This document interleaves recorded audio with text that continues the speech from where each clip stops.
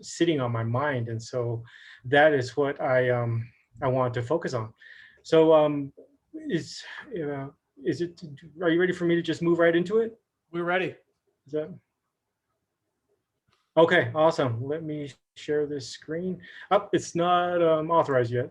Got it. It's pretty much something that someone needs to remind me of every single time. Okay. I'm pretty sure you're not the only one.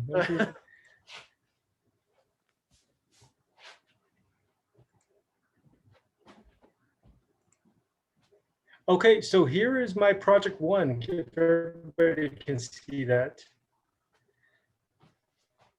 Um, what this is it's the we call them gamblers. The story is that the little this staff that they have carry in their left hand, it has a hoop on a leather string there, and when they start to dance, it's off. But as they dance, they move around very vigorously, and so as if that hoop comes on and lands on the staff, the dance is over. They're finished. And so that's why it's a gamble. You get to determine how long they get to determine how long they're out there based off of their skill. And so it's a very vigorous dance. And so I wanted to portray him in a way that looked like he was moving, like there was a sense of energy and a sense of motion to him, and also to kind of grab those the hand motions and gestures that he makes, and as well as moving his head around. And so I hope I captured that. And my medium here is charcoal. And I wanted to do that for two reasons. The first, because I absolutely love it. There's something about the way that you can get really velvety textures out of it that I particularly love. And also, I wanted to reinforce the fact that this is a nighttime thing. And if you've ever been to night dances at First Mesa, you'll know that the first two villages on the mesa, they have electricity, and so their kivas have regular electrical nights. But as you go on to the oldest village on the mesa, there's no electricity there, and so the lights are just those very dim propane style lights, and they have them way towards the back of the kiva, and so there's a like darkness and heights with that. And so here's what I have. So it's just, and I have two additional views. This is a detailed view of the lower half, kind of up close, and then a detail of the upper. And before we move into a further discussion, let me share with you another image, because one thing I do is I'm fortunate to know a lot of other artists, and so I always ask for another opinion. I finish up and then I take my photos, and then I always wait at least a day or two before I really like kind of finalize everything. And so I reached out to my friend, and he gave me some tips, and some things that didn't necessarily work for him that I was trying to reinforce. And so this is the final version that I worked on the following morning. And so just very small details, but I think it makes a big difference. And also there's a difference between seeing it in person and also through digital media, and the phone pictures that you send through Messenger or through text message actually get downgraded even further. So that causes a little bit of a disconnect, which actually helps for critique in reality. And you see some things that you wouldn't notice if you're actually drawn in by the detail, as opposed to kind of seeing a blurred image. I agree. So yeah, so here's the updated version. Just some very minor things that I've changed, and some darkening that I reinforced on the right side, which is actually the left side of the figure, and then as well as bringing up the evergreen wreath around the neck, kind of a little higher, because it felt like the face was out of proportion.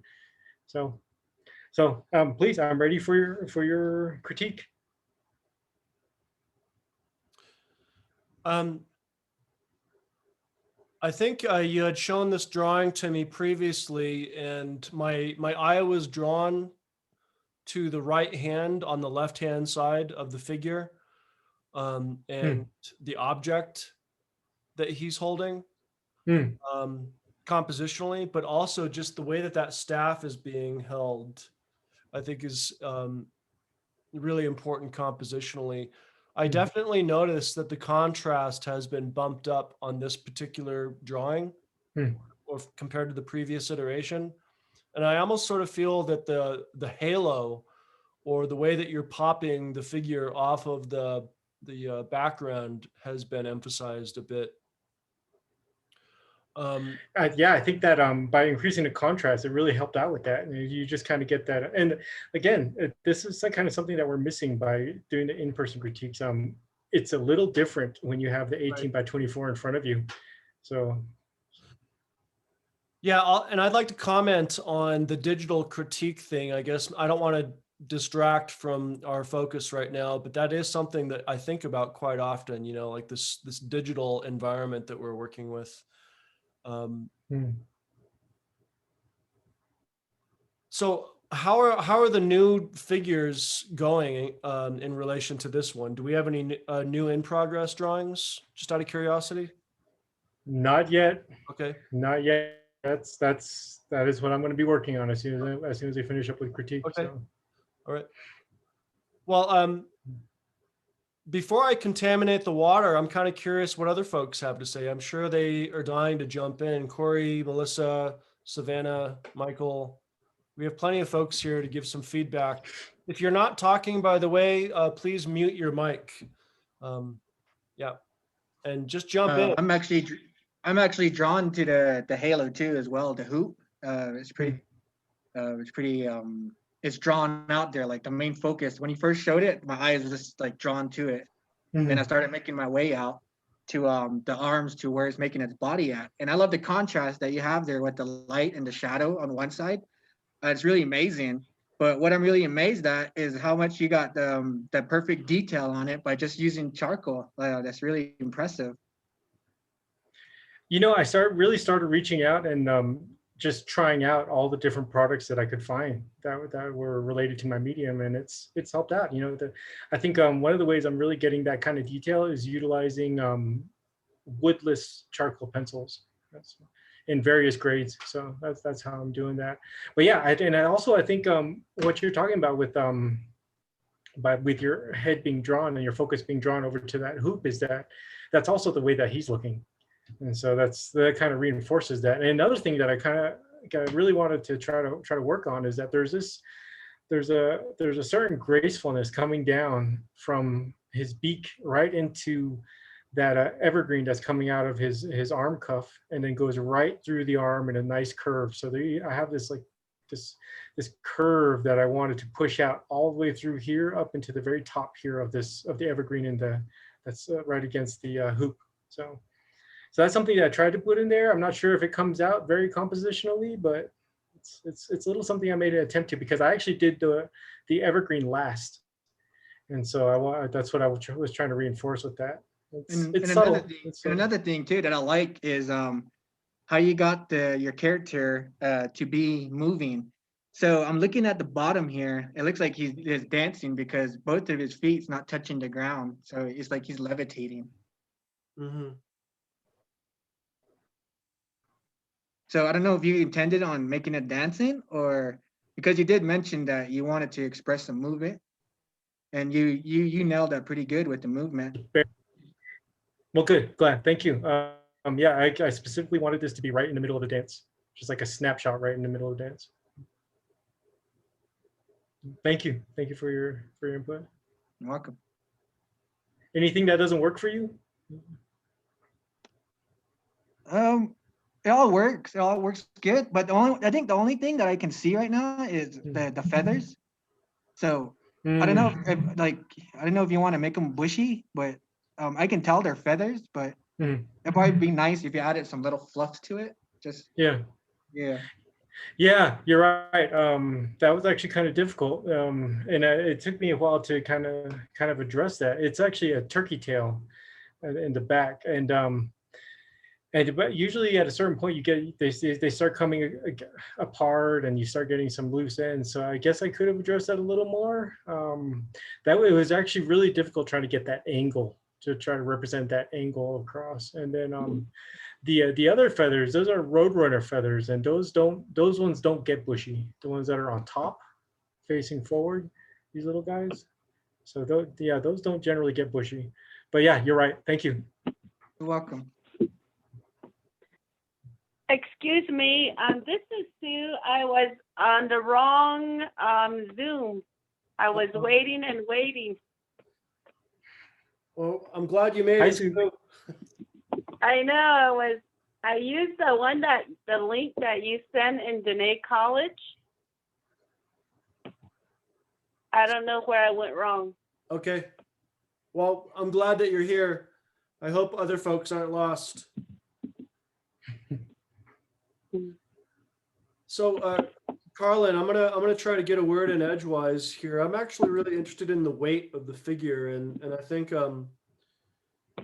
Corey was beginning this conversation when he was kind of commenting on the movement. Hmm. The figure does feel like he's sort of a snapshot, like maybe he's jumping and then he's coming back down. And that's like the sense of movement that I get. Yes. Yes. But, also in context of like the sequence of like the drawings that you want to create throughout the semester, like I'm curious, or I'm looking forward to, I guess maybe that's the better way to say it, like the different compositional snapshots of movement, and more than that, but like the figurative weight. I think that's really like kind of hard to capture, when anyone is trying to draw the figure, is the weight, for example, of his body on his right hand leg, like his thigh. You could kind of almost tell it's bracing for that I guess movement or collision with the ground. Mm-hmm. But somehow that really, I'm kind of intrigued by that and where this series of drawings might be going. The weight of the figure, the movement, and not only that, but like the compositional arrangement of the body that would maybe correlate with, you said there were going to be 9 kivas. So that's kind of what I'm thinking about right now when I'm looking at this figure. Just the compositional weight, and I guess the pose of the figure and how that correlates with the kiva. Movement. I'm trying to keep movement as a primary focus of this series, because I don't want to just do like a very basic standing pose. I mean, although some of them will be, because not all of these dances are as energetic as this particular one. There will be 1 or 2 others that kind of have the same sense of dramatic movement, but the others will be a little more subdued. But yes, I wanted to make sure I captured images in motion, because I know it's one thing to try to reproduce the anatomy in a manner that's relatively realistic, but it's another thing to try to capture that anatomy and in a sense that there's just energy around it, and so that's what I really wanted to try to reinforce, because that's not something that I'm really great at, and I want to really try that, to give it a shot, because before, when we had been doing life drawing studies, it was always about stationary models. Yeah. And so I wanted to try and utilize that concept and try to, how do I force energy into that? Well, how do I kind of pose these models in a way that it's more conducive to movement and energy, and how do I use muscles to reinforce that? So that's what I'm trying to do, and we'll see if I can be able to continue doing it successfully. Are you talking about the energy coming from the figure or the energy surrounding the figure? Both, because they are in fact one and the same, and the entire scenario is actually very dramatic and very loud, and with tons of movement and visual stimulation. So yeah, both. I guess following that question, I'm also curious, and I'm just kind of like following threads, with our conversation going back and forth, but with the energy that's surrounding, and if that energy reflects a kiva, but the energy there's no visual like reference to that energy except for this like ethereal field. I suppose then that the figure actually does represent the kiva then. Maybe, I don't know. The way that I wanted to kind of reinforce that was to through naming. So what I've decided to name this guy, well, I've kind of thrown around a couple ideas still, but say something like that tall and dances hard, I think is how I'm planning on naming this, because I want to take the idea of, well, you're a spectator further back, and you focus in on one, and for whatever reason that you're focusing on that one, everything else around him becomes blurred. Yeah. So that's kind of what I'm looking to hint to, and to the studio style, where you had very, very minimal backgrounds, but you had this this very, very intricate and very detailed figure with very accurate clothing and anatomy. So that's what I'm thinking. It's so you clue in on one, and the name of the piece actually expresses what a spectator would say about that particular one. Okay. Hmm.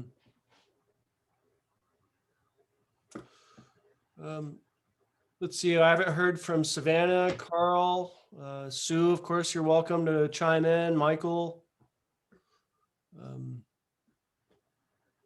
You know, this isn't really like, I also want to emphasize for folks that might be new to a critique with me or in this context, is that, you know, it's a stream of mind process, and there's no right or wrong answer, question, or response. It's just a stream. We're following the threads, and in a way we're trying to help Carlin understand our perception of the work that he's done, so that he can better communicate his intent to us down the road, perhaps. So describe how this affects you, what you're seeing, what you're feeling. I'm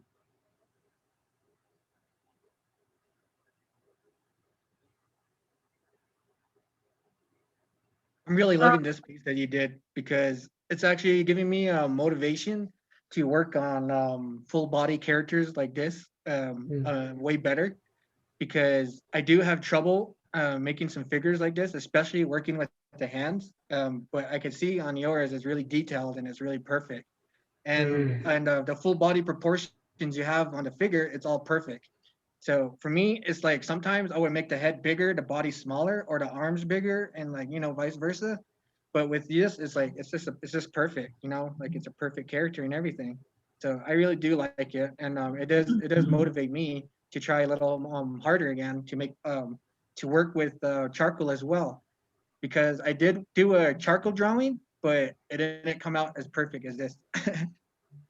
Well, thank you very much. And I'm going to be completely honest with you. I'm very, very intimidated by the idea of drawing, in particular, hands, feet, and faces. And so I noticed before that, you know, I have this tendency to always make hands a little too small.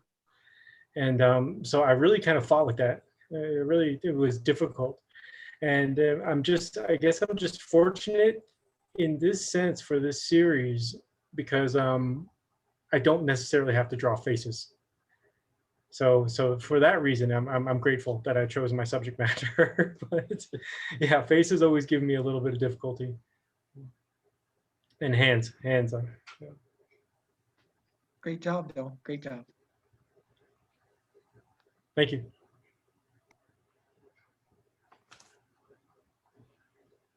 Hi. Speaking of hands, I think the right side holding the staff is a little smaller than the other's hand. Yes, and actually that is something that my the first person that I had evaluate this piece pointed out. And part of that is due to the fact that I have that natural tendency to draw hands a little too small, and so I did notice that as well. But the other thing is that I meant for that arm to be moved, to have a sense of being pushed backwards. So he's pushing that arm backwards at the shoulder, and with the hope that this elbow appears kind of behind him.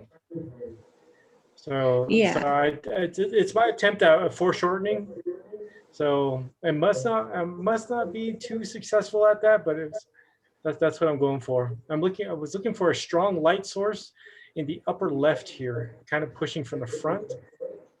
And so that's why you still have some light here around the forearm and through portions of the hand. So yeah, thank you. You're welcome. I also notice on the right foot where the calf is, it kind of goes in a little too much where the bells are. Mm. The reason for that is that when you tie those bells on, you really have to tie them extremely tightly in order to make sure that they stay put. Because they don't come above the major body of the calf, they kind of sit right at it. You really have to tie those in tight. That's the reason for that. Oh, And so I okay. want to go more for accuracy in that regard. Okay. But overall, I think it's a good drawing. I really like the muscles that you like, how the details and depth of the muscles are. Like I can see all the highlights in the shadows. It's really nice. Thank you. Thank you. You're welcome.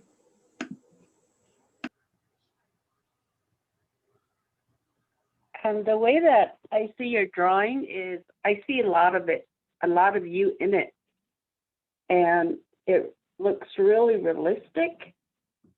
And the comment about the arm is when we look at our arm, the way that it's held, it will look smaller than the other one.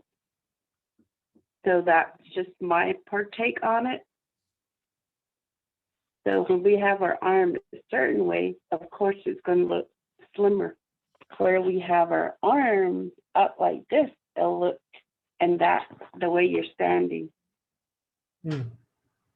So, and then Yeah, I thank you. seen your shoes. I never saw you dance, but I seen your shoes. So that's where I think that you drew yourself because it looks really realistic. And of course, I appreciate your art. Just add more muscle.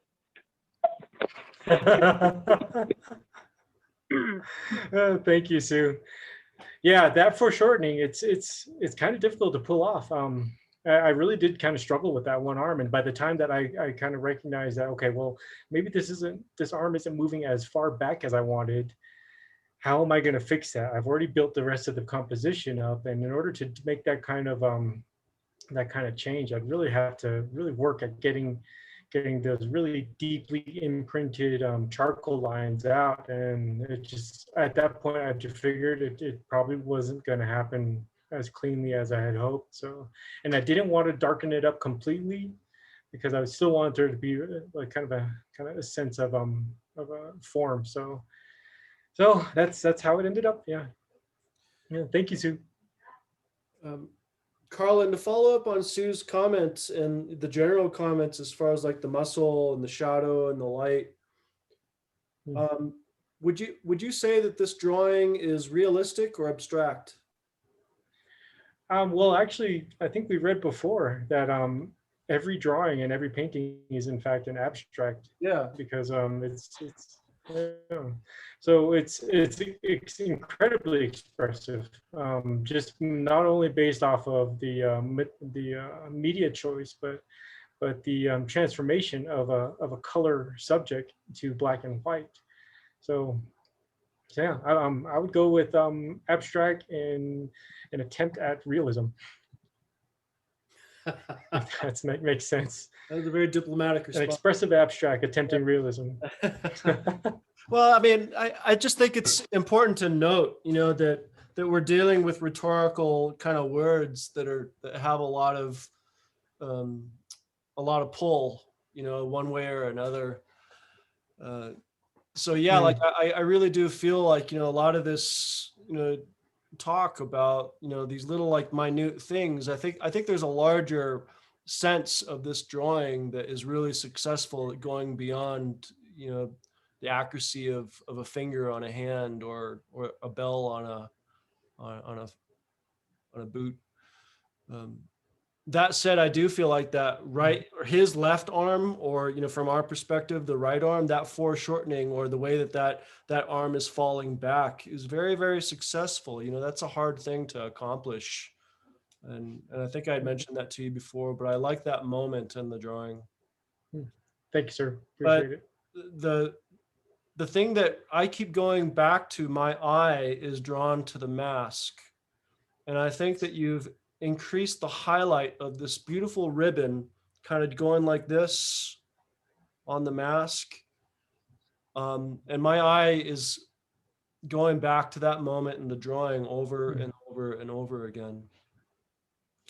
So it's between that, the spear that's being held and the circular object that's being held.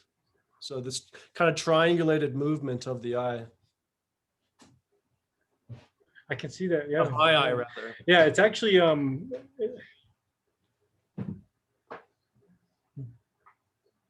ahead. yeah, thank you for that critique. I appreciate it. Yeah, it's actually meant to be alternating one center stripe that is red that goes into the beak, and then alternating yellow and white stripes coming down. So And color is completely, yeah, and I did brighten those up a little bit. yeah.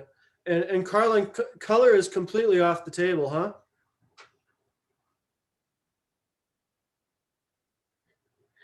You know, I don't know. I don't know.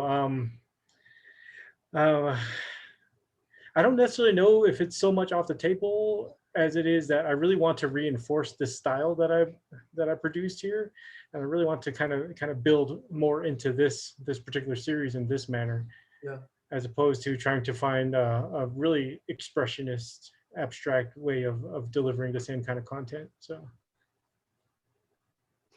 For some reason, not saying no, but yeah. Carlin, I would imagine that like the experience that you're trying to communicate to me is very abstract and very expressionistic. And so like I'm like it's interesting for me to reconcile this idea of realism with this abstract experience. yeah, it's almost as though you have to like ignore all the drama that's surrounding the experience and just to focus on this one subject. And that's what I'm trying to do here, because there's anybody who's been to a night dance will tell you there's every single one makes their own individual noise, and they have these bells, and there's a drum, and then at the same time they're singing, and the kiva chief is yelling at them, and so there's just so much movement and so much excitement going on. But to freeze that and to just focus on this one individual figure is what I'm trying to do here. So you're trying to find something special about this one and highlight it. So. And I'm just kind of following threads and questions that I have, Carlin, and thank you for answering and replying honestly. But how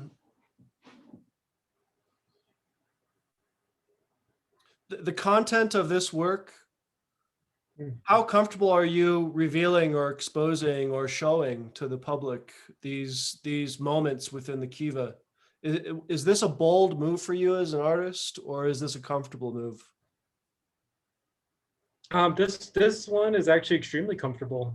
In fact, I utilized I guess you'd say published sources to kind of build the way that this is built. There's an artist who had produced a series of drawings. Let me find him real quick.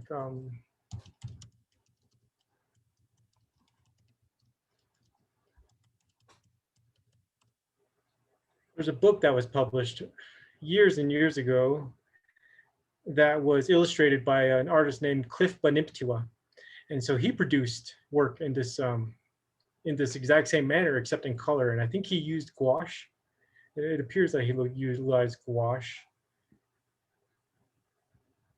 But let me share some of these drawings. Actually, here's the cover of the book. And let me pull that up.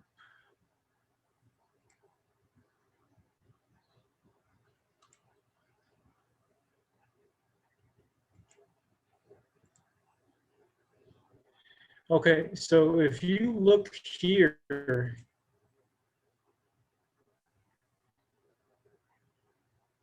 me pull this up there.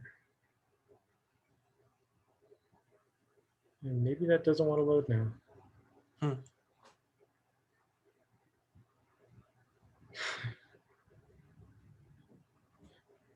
Okay, well that's just the cover of the jacket. But this figure here, this is actually on the cover of the book. But you notice that how he's kind of utilizing that motion and that energy and capturing that as well. And so that's what I wanted. That's what I was aiming for, and extremely successful. And this is a book that's been around for decades and decades. And you know, we actually almost use it as a reference when we know that we're having certain dances. We're like, all right, well, what did these guys, what did these Kachinas dress? What did they wear? And so sometimes we go back to these books and we look in there like, okay, well, back then they used this, because this is back from like the 60s and 70s. And so we use that as a lot of our, almost like an ethnographic documentation. So that is where I kind of got this idea of this single figure in pretty accurate detail with a very minimal background, but different medium. Well, I'd like to, at this point, I'd like to invite other folks who maybe, if you haven't said or spoken what you want to communicate to Carlin at this point, it's probably that time to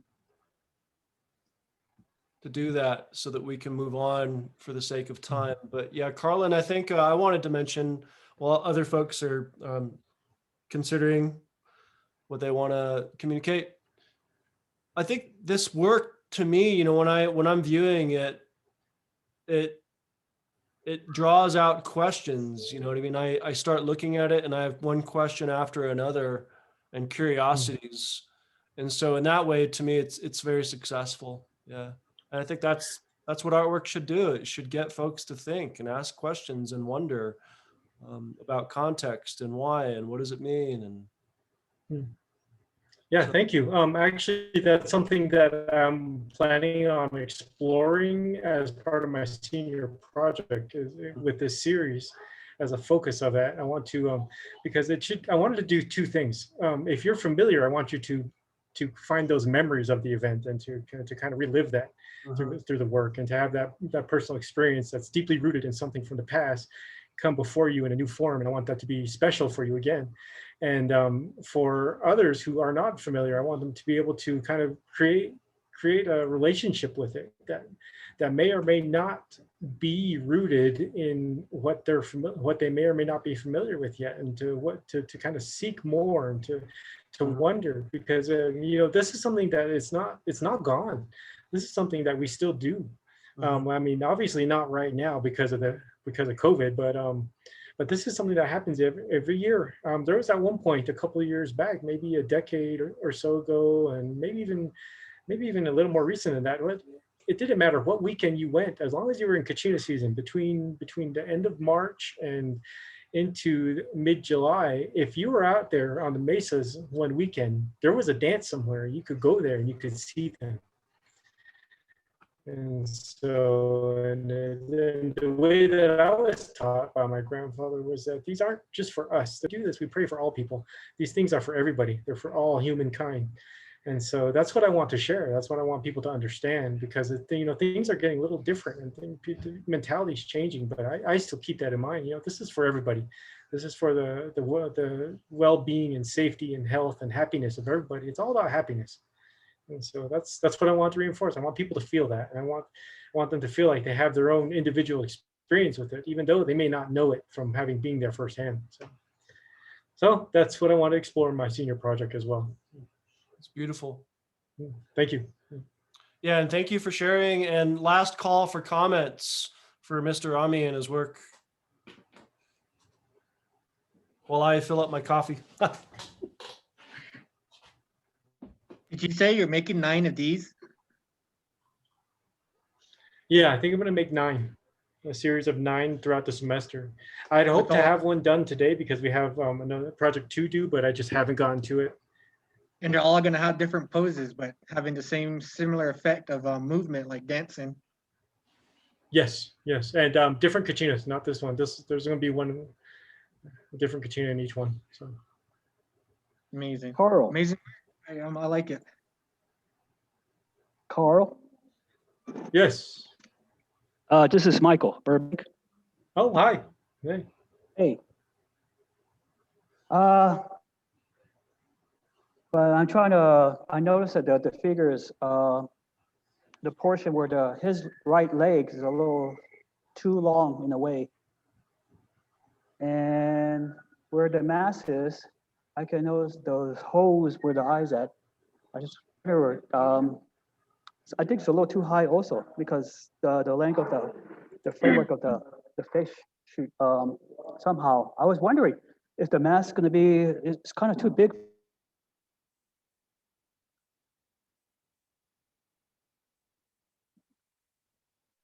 Well, I didn't intend for the holes to appear there.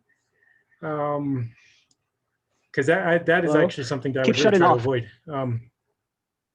Can you hear me? Hello, Carl? Yeah, I keep shutting off. Oh, okay. Is it stable now? All right. Good for Okay, me. that's yeah. fine. Yeah, I did it. I did it. I noticed it's a nice drawing, but it's just like that you're too tight. You know, you need to be loose a little bit more freehand in a way. I know it's like too tight on that. Maybe you need to loosen up a little bit. Maybe get a little more expressive. Yeah. Yeah. it could be. Yeah, you're too wind up in a way. You need to break out. See, right there, the eyes, I can see it. A little too high, Yeah. high level. See, I know where the nose is. It's just about You that, know, but a they could little bit also lower be. down. It could be. It could be. Maybe what's going on is that the neck is really long. It could be what it is because I've also I moved this rough up just a little bit because it was a little too low. So that I'm thinking that's what might be the cause. The eyes. There is no way that I meant for that to be darker right there. I'm pretty sure that came as a result of trying to produce a little bit of a lighter form towards the outside edge here to kind of push forward and to recognize the curvature. So that could be what that is. As far as the foot, that could be a result of the fact that this foot is extended down, the toes are pushed down. And then in addition to the fact that the left leg is foreshortened and bent, so that could be what's contributing to that. Oh, it could be, yeah. Yeah, so that could be what your So I experience was of going to that ask you, is. how long did it take you to do this? Yeah, about 3, 4, 5 days on and off. 3 or 5 days. Wow. Yeah, I don't work in straight through in time periods. I just I put something up, get back to it the next day, you know, kind of do a rough, and then I work from the bottom up. So did you work with a model or just maybe somehow anatomy reference. I have one of those little I forgot what they're technically called. Those They're little like wooden armature figures, right? Yeah, I think they're those miniatures? Yeah, the things you can buy for like $10 at Hobby Lobby. Oh yeah, the little statue one. Yeah, I mean, just to kind of comment, you know, and like, you know, I guess sort of segue or piggyback on some of these questions for you, Carlin. I really truly believe that the overall aura and essence and concept idea behind this drawing is it sort of takes precedence over, you know, like a toe or like the bell or, you know, like these little things. Again, you know what I mean? Whether it's realistic or abstract or this way or that way, what really matters is the concept and the energy that I think that we're getting at. So I just kind of want to always remind my art students that, you know, the concept and the idea is always the most important thing when you're working, always. You need a good place to start with. And I feel like you have a strong idea, Carlin. Great, thank you.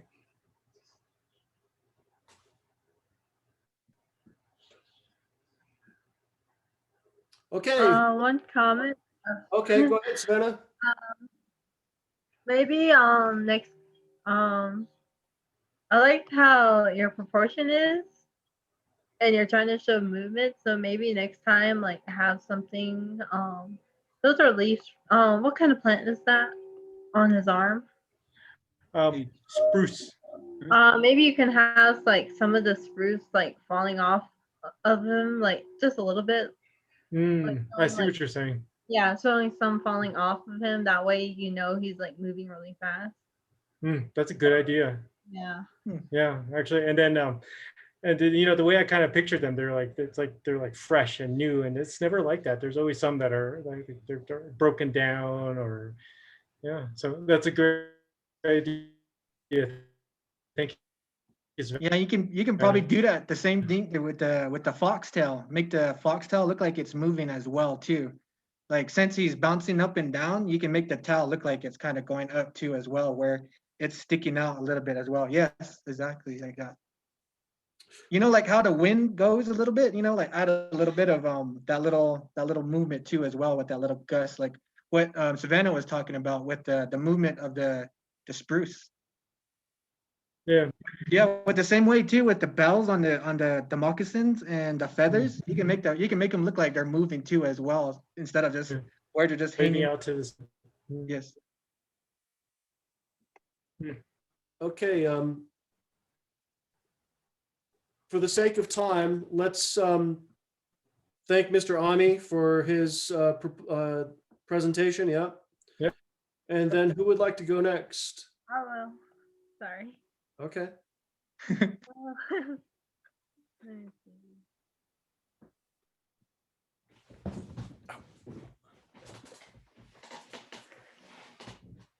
This is for my senior. Oh no, for my series. There we go.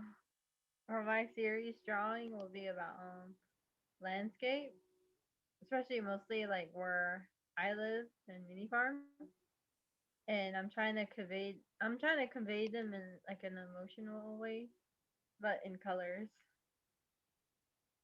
And for this picture, it actually came from. Let me see. Let me go back. No, no.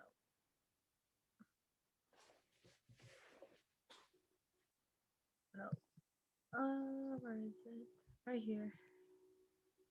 This actually came from Mini Farms Lake.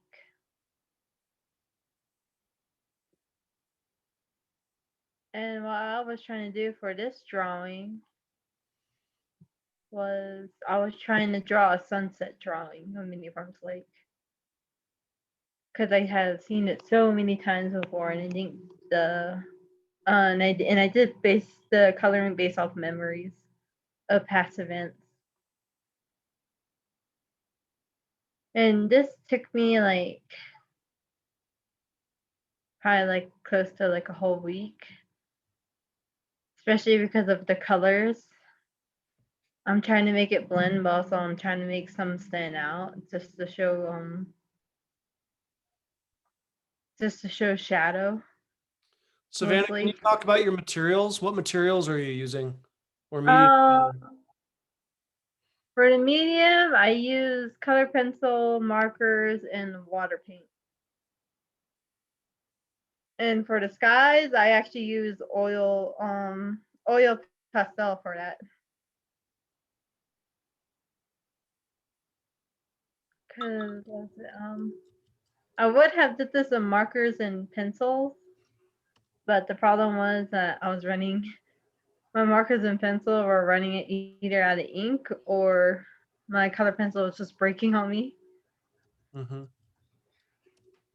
And I was planning to go back on this again to add in more detail. But this is, I think the one that gave me struggle was the tree. Because how it's all bent, curly, straight, just gives it Yeah. a bit more time to work on. And Savannah, as for the what is the focus or subject of this painting? Is it the lake? Is it the tree? Is it the bridge? Or is it the entirety? I think it's the entirety. Okay. It's because I used to go to Mini Farms Lake to calm down. Mm. or you do that to relax. And I think this is why I drew it like this, because I wanted it to be as a setting where Huh? you look at it but you feel relaxed. The what? Huh? Oh. So this is how I mostly see uniforms, like a place to relax mostly. And I use the color of the sun, and try to use the colors for a sunset view as a way to show that. As you can see, the sun is like going down from this part, and I was gonna make this part a little bit darker just to show um what time of day it is. Savannah, I have another question. As the viewer, how do you want me to navigate this painting or drawing? What do you want me to look at first or primarily?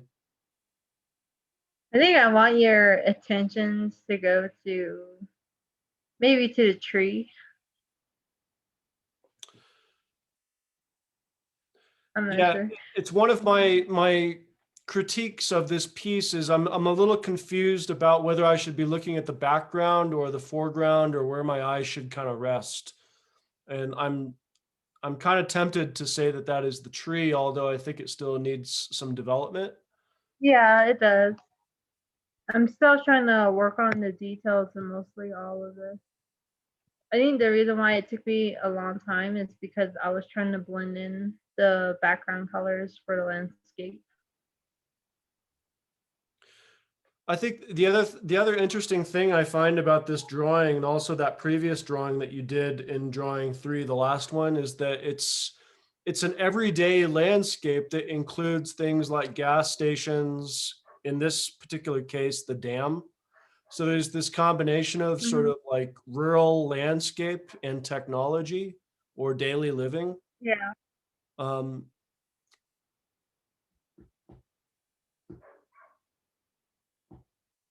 so I almost kind of I want, and I'm just saying, as the viewer, I almost kind of want more detail from the dam and this man-made object in many farms.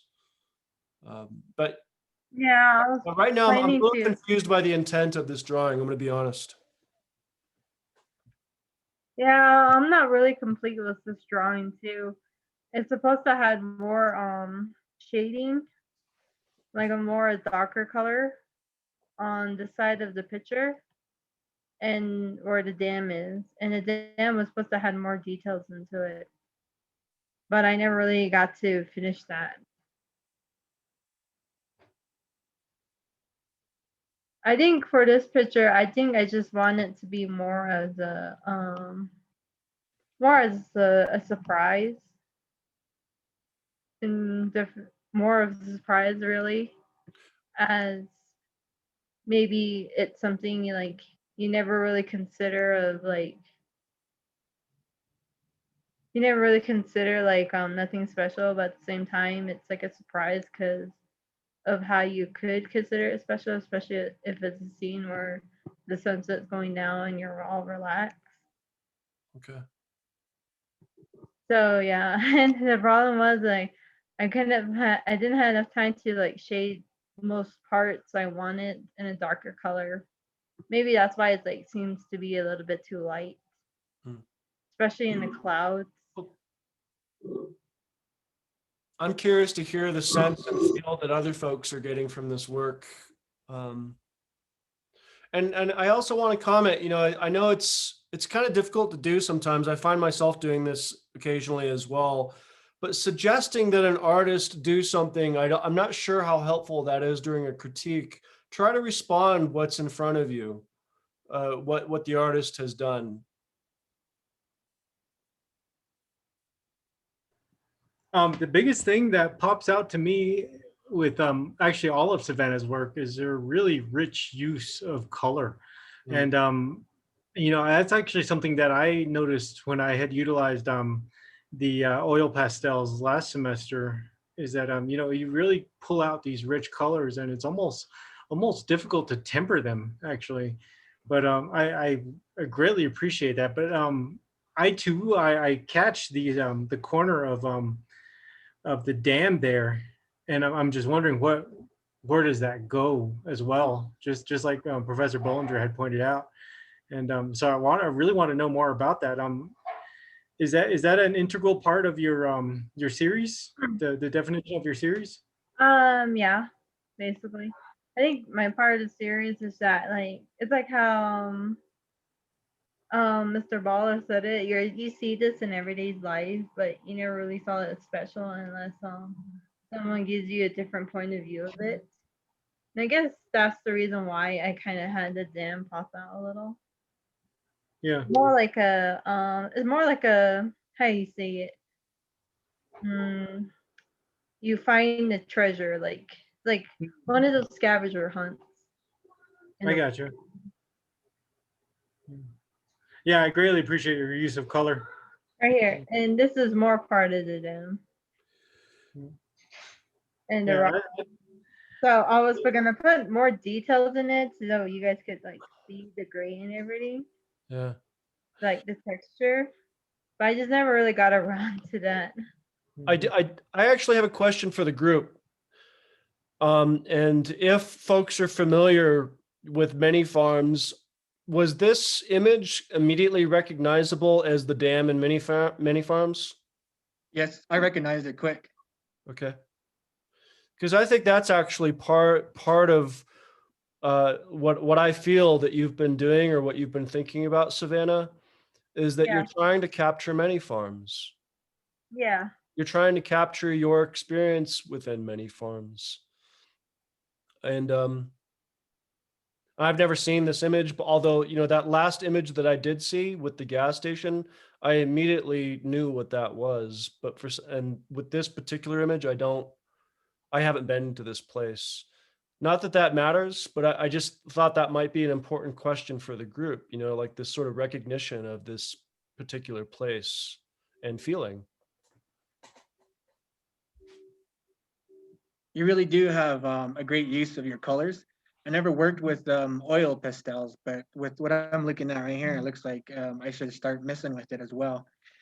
And I like how you're trying to capture the sunset, but on the reservation, here on the reservation, when the sunset is setting, where you have the blue mostly is you should make it purple because when the sun is setting, the reservation turns purple.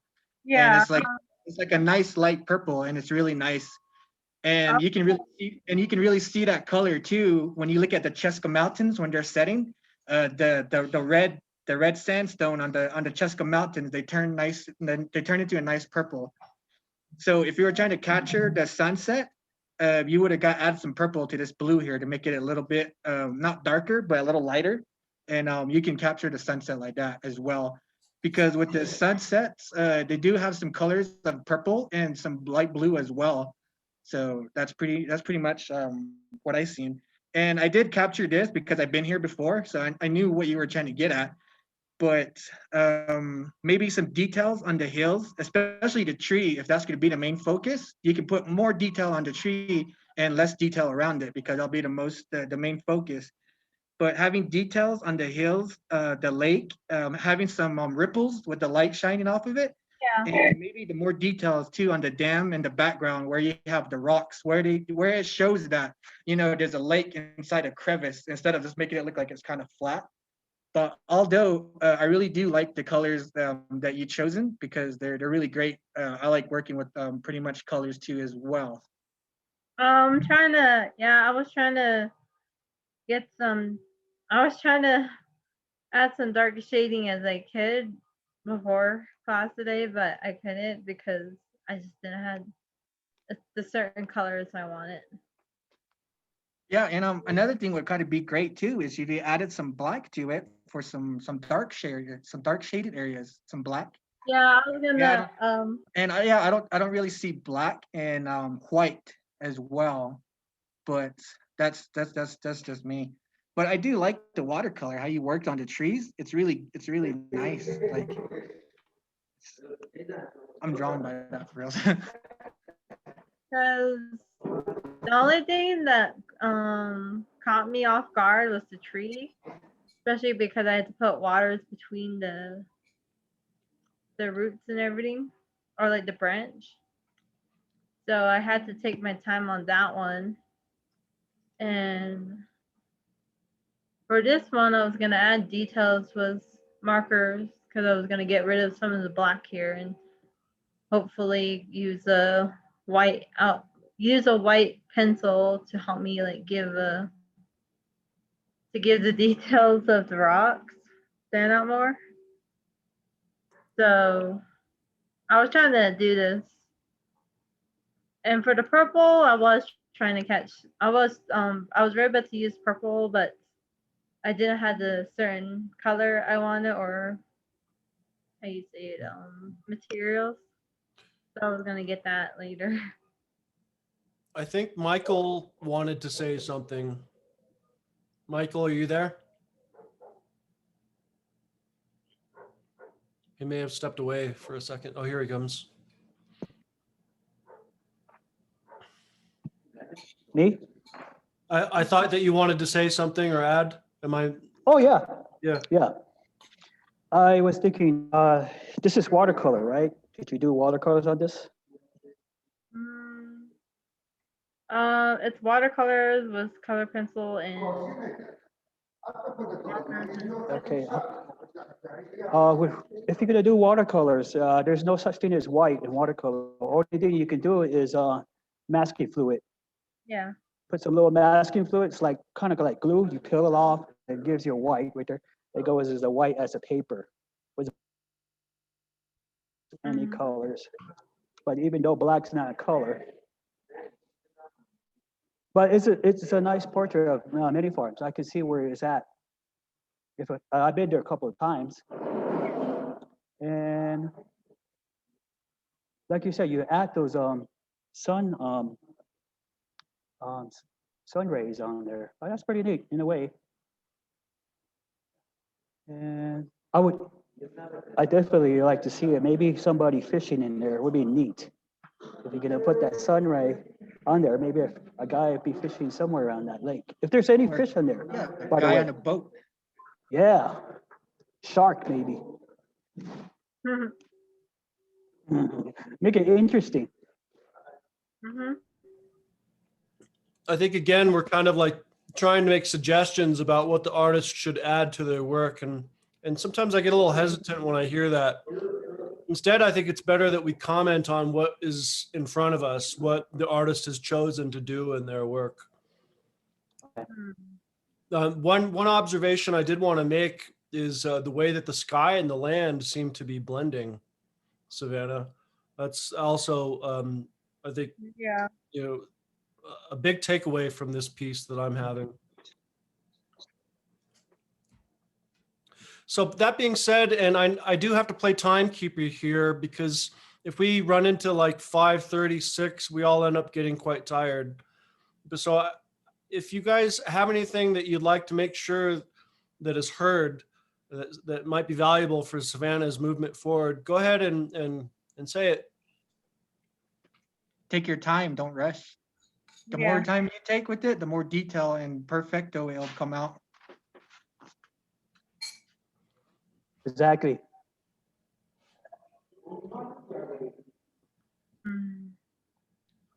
Savannah, job, one though. last question.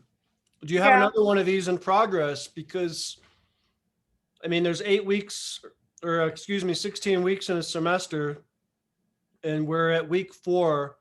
So technically you should have roughly a minimum of 2 in progress. Would you agree? Yeah, I have another one in progress.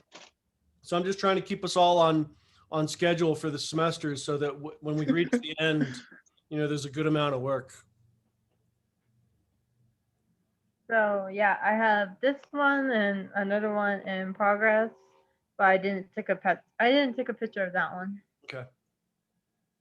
Okay. Well, I did started the watercolor painting on that one. Yeah. well, thank you. I really appreciate your work and the way that you're capturing many farms. I think it's a really ambitious, wonderful project. Thank Great you. job. Great job. Hmm. I don't So, mind going next. yeah, Corey, you're next. Okay. Yeah.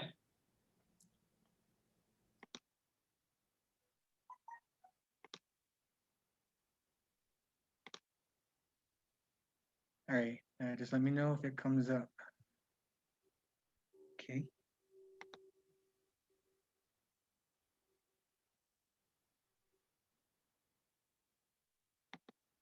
Anything?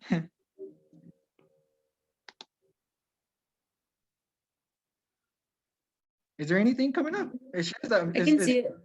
oh, okay. Because it says that I'm sharing it. Yeah, I see it. Okay. I don't know why it's coming out all blurry like this. This was a really good photo that I took. Um.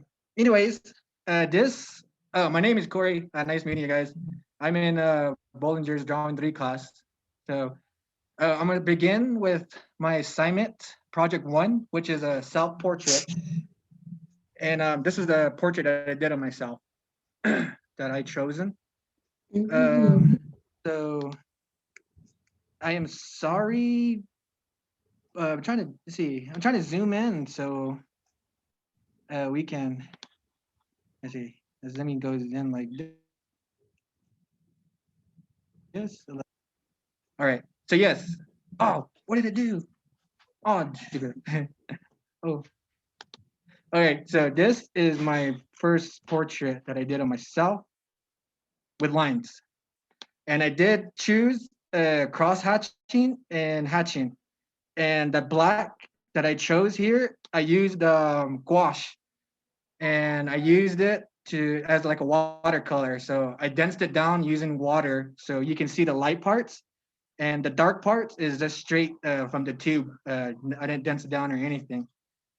So this is what I got here, my portrait of me.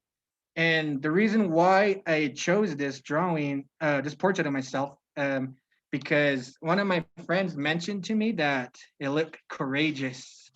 I don't know if it was because of my long hair, but I was like, hey, you know what? You're right. I'm gonna choose this, and it does look like striking a pose where it looks not manly, but like a cool dude.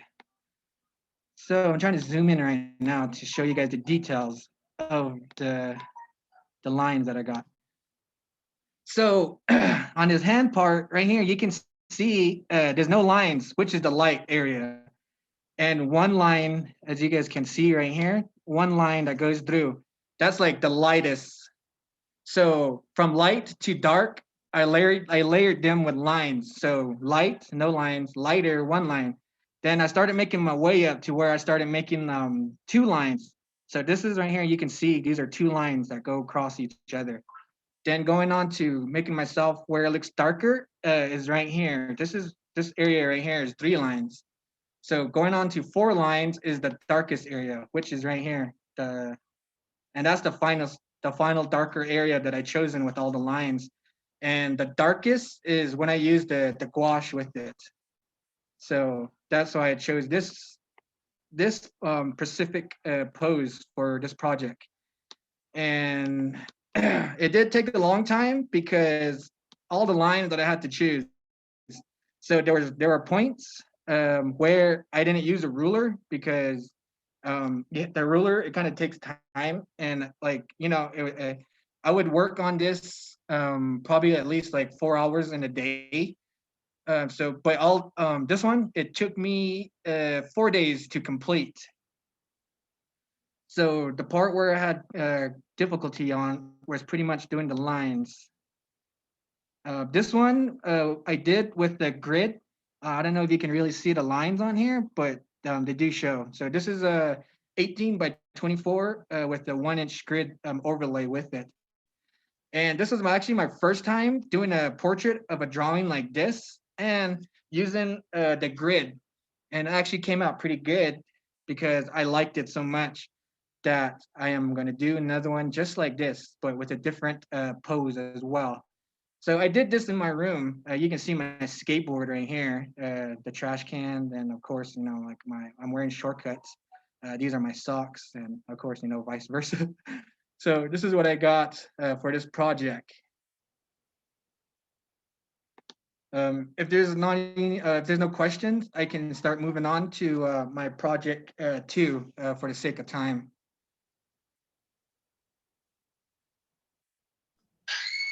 Let's provide a few comments before you move on to the next project, okay, Corey? And I just want to make a few observations.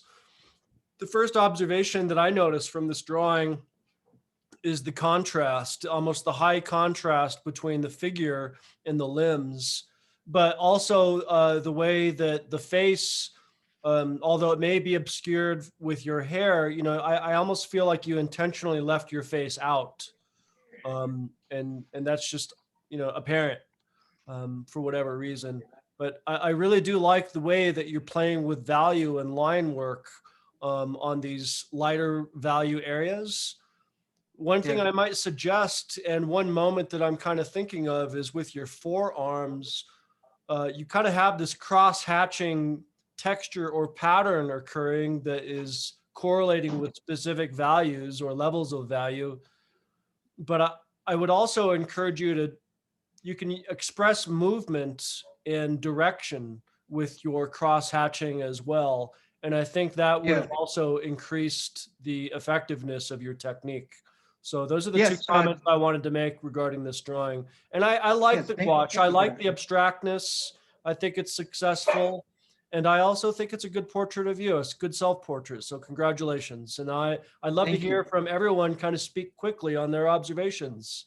And sometimes when you just mention things right off the top of your head, that's perfectly fine. Let's go. I love it. I absolutely love it. To be honest, two really great names come to mind when I see this. This compositional style. That's Oscar Howe, and the other one just ran away from me. So I'm just gonna keep going. It's wonderful. It's dramatic, and your use of hatching and the abstract tone that it takes is beautiful. I do feel like maybe you could tie the large area that you have here through your chest and lower torso, as well as through the inside of your pants, in with the hatching in some way. But I don't think that it's absolutely necessary in order to make this successful. I love it. I think it's beautiful. Good job. Thank you.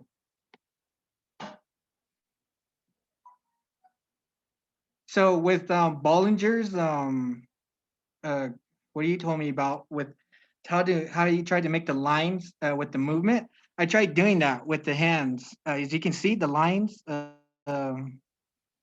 they're going down. So this one is all the lines that's going down with this hand and making its way back down to this point. So that's why these lines are like that. So I was trying to keep it like that. And this one's the same way as well. So this one, all the lines go down with this forearm all the way down to this hand. So I was trying my best to do that as well. But I think the more I overlaid them with lines, I kind of lost that effect of how the lines are just moving towards just to my fingers. Yeah. Cool. Well, thank you guys.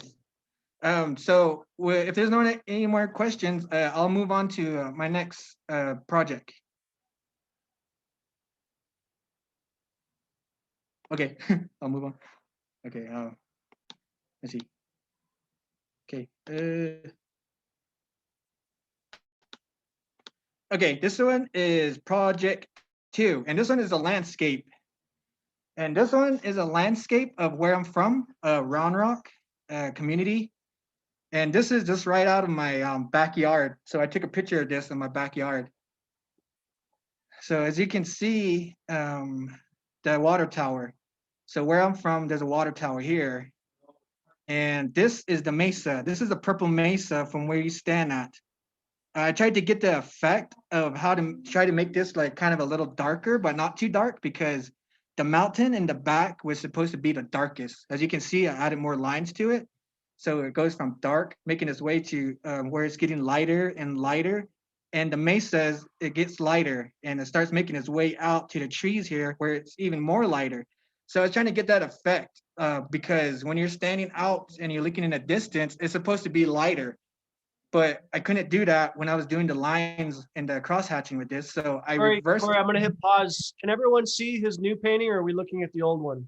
I was still see his self-portrait. Corey, we're still seeing your old drawing, so you might need to stop share and reshare. Just Okay, busy. FYI. All right, let me exit out of this one. Okay. So screen share. Okay. Okay. So my bad. I was all on a roll too. Okay. Let me go back. So let's go try this We again. got you on recording so you can record over. Just scratch that one out. Okay. You guys see that now? Yes. Okay. So okay, I'll start from the beginning. So Round Rock. This is where I'm from. Small community. I use cross hatching in this project, as you can see. And this picture is actually from my backyard. And I tried to do the effect of how you look from a distance. It's lighter, and making your way forward, it starts getting darker. But for me, I reversed that because when I was making the mountains look lighter in the back, it kind of didn't blend well with how the mesas right here are looking, plus the trees that I have and the hills.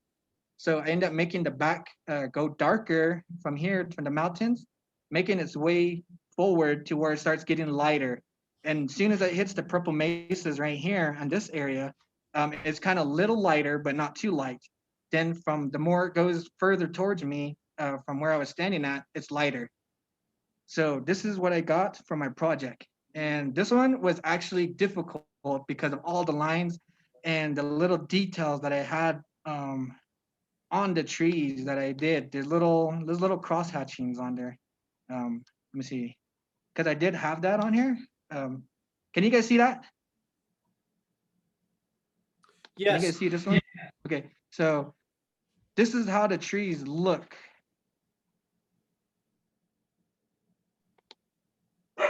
If I can twist it. Sorry, sleep. So this is the trees here, closer view of it. So you can see there's little cross hatchings in there.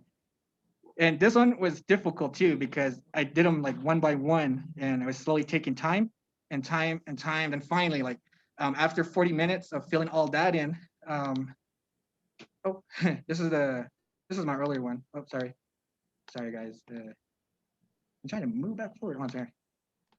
Okay. So that brings back to this this project again. So the trees that I showed you with the little cross hatching. Oh, why did they do that again? That's what I did with the rest of the trees, as you can see. If damn, sorry, my laptop is like really slow. Oh. So, anyways, the mesas, they all look like this too, with the cross hatching on there, with the lines, and they're all layered like this. So there's 3 like this, 1, 2, and 3. So that's gonna be blended in with this one right here. So as you can see with this one, there's 1, 2, and 3. So I did that with all of them. So 1, 2, and 3. So that's what I did with the mesas. Yeah. So I this is a so better. I think let's take some time and allow folks to comment on the drawing. Do you have like a full view that we can just kind of gander at while we comment and chit chat? Yeah, right here. It's just this is a good one. The one thing I wanted to say is I really appreciate the stylistic approach that you've taken to cross hatching and the way that you're developing value and shape and form and space. I mean, you're using this technique very effectively, and I wanted to let you know that it feels very mechanical to me. It feels, when I was looking at those lines up close, it appeared like you were still doing it with your hand instead of a ruler. Am I correct? Yes, with this one, I actually did with my hand. Yeah. Because you can see there's some lines, they're all squiggly.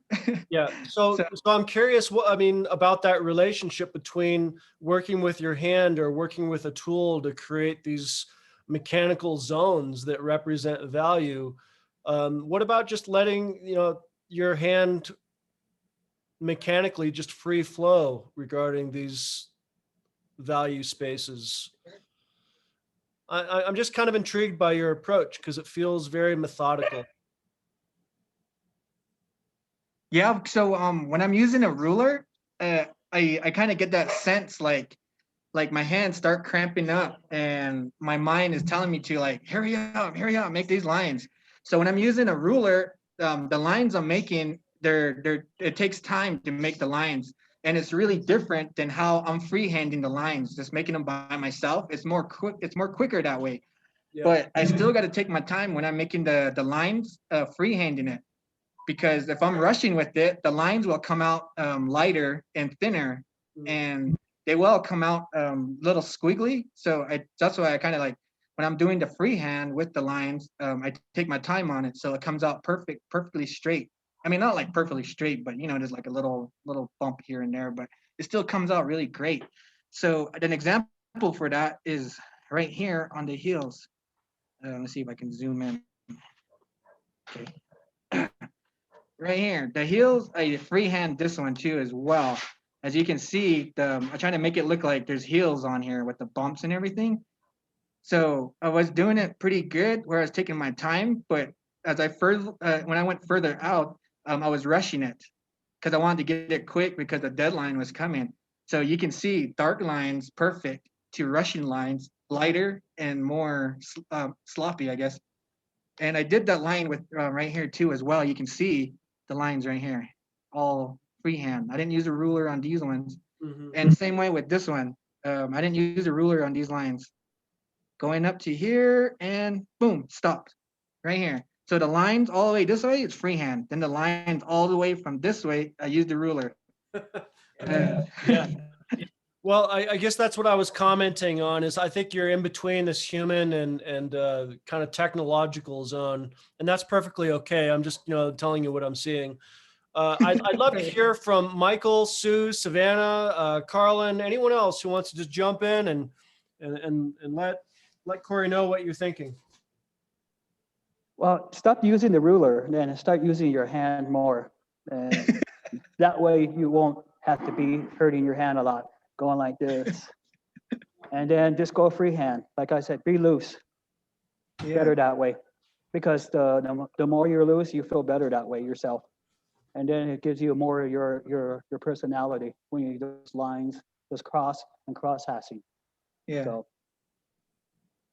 but yeah, I can't say like, but it's a really nice drawing of what is it, Round Rock. Thank you.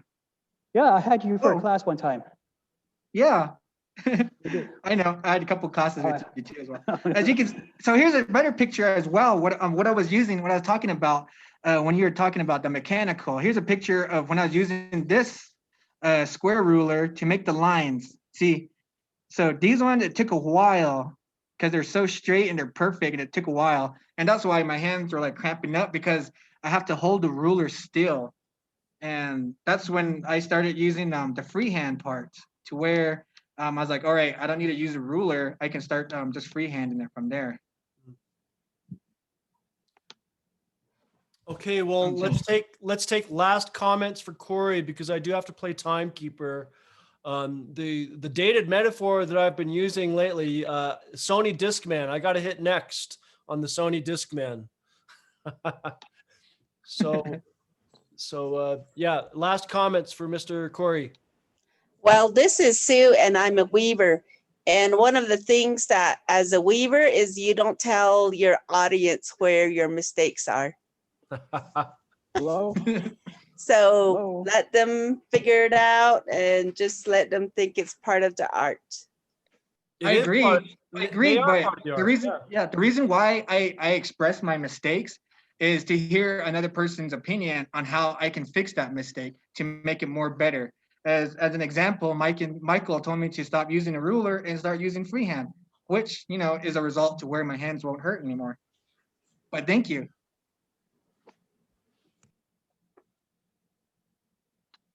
Yeah. But thank you guys. Appreciate it. If there's any more questions, I'll stop sharing from here. But appreciate you guys' comments and your feedbacks. I'll definitely take those into my further assignments of my next project. So thank you guys. Thank you, Corey. Who would like to go next? I'll go. Okay.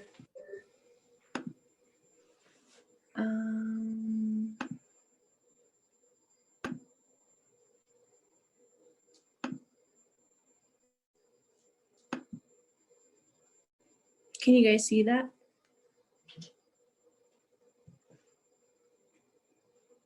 Yes. Okay. So this is in Wheatville, Arizona. This is my project 2. I'm not done with it, as you can tell, but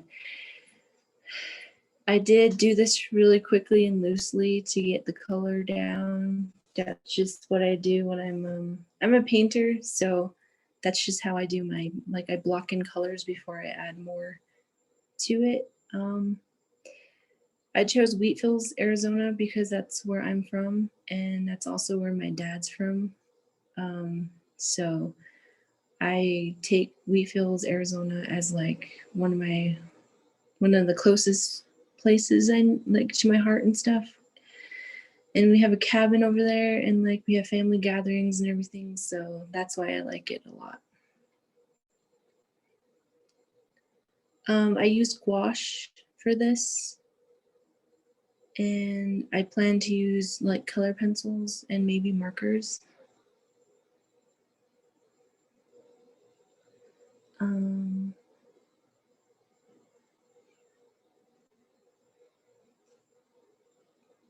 I think that's it to what I have to say about this.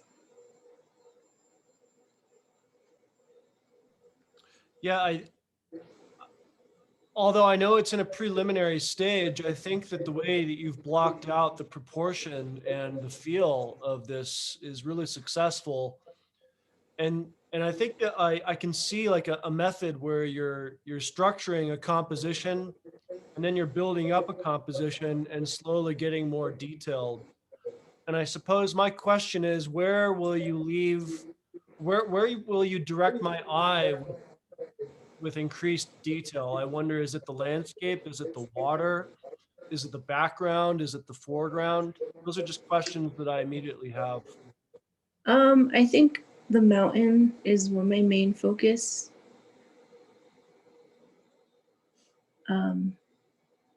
Because it's really close to our house, we can see it, and it's just something that is very like, I know it's like kind of sacred in a way. I forget how my mom tells me it is, but that's my main focus is the mountain. How would you say painting and drawing are related?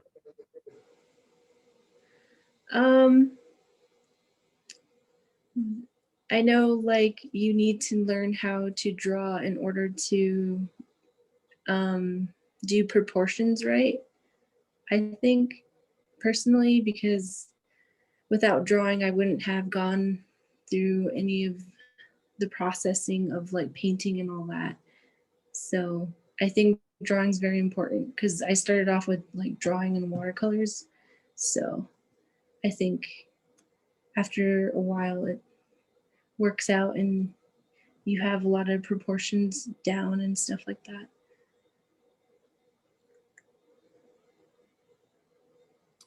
Okay, I'd like to open the floor to folks commenting, and remember, comment on what you're seeing and the questions that you have, or what you're thinking about as related to what you're seeing. I think it gets really risky when we start making recommendations as to what an artist should do. So I want us to try to refrain from that, okay? Okay. So first off, yeah, I would agree that the background would be the main focus because when you first showed this, I already knew where it was at. I called that little hill Strawberry Hill because it looks like a strawberry. And I'm a painter as well, and I like how you work your colors. They're very solid. Like it looked like you didn't really blend it as much, but the colors come out really solid. And by using gouache too as well, I'm surprised that the water effect didn't blend in with the other colors that you did. They just stuck still with one another, and I really like that because the colors on there they really stand out. And I like how you like layer the colors with it as well because when I paint, I layer the colors down as well too and start building up. I think they call that layering. Yeah. Yeah, so it's pretty good. And the back is that just plain white like the paper, or is that like white? It's gonna be clouds. I'm not done with the sky yet, but I didn't get that far. I was only working on it for like 45 minutes probably. So But other than that, you're doing pretty good on how you're building up this painting. It's pretty good, and especially working with gouache. I try to work with gouache too as well, but still learning. I have a little experience with gouache, not gouache. So I think, yeah, it works out.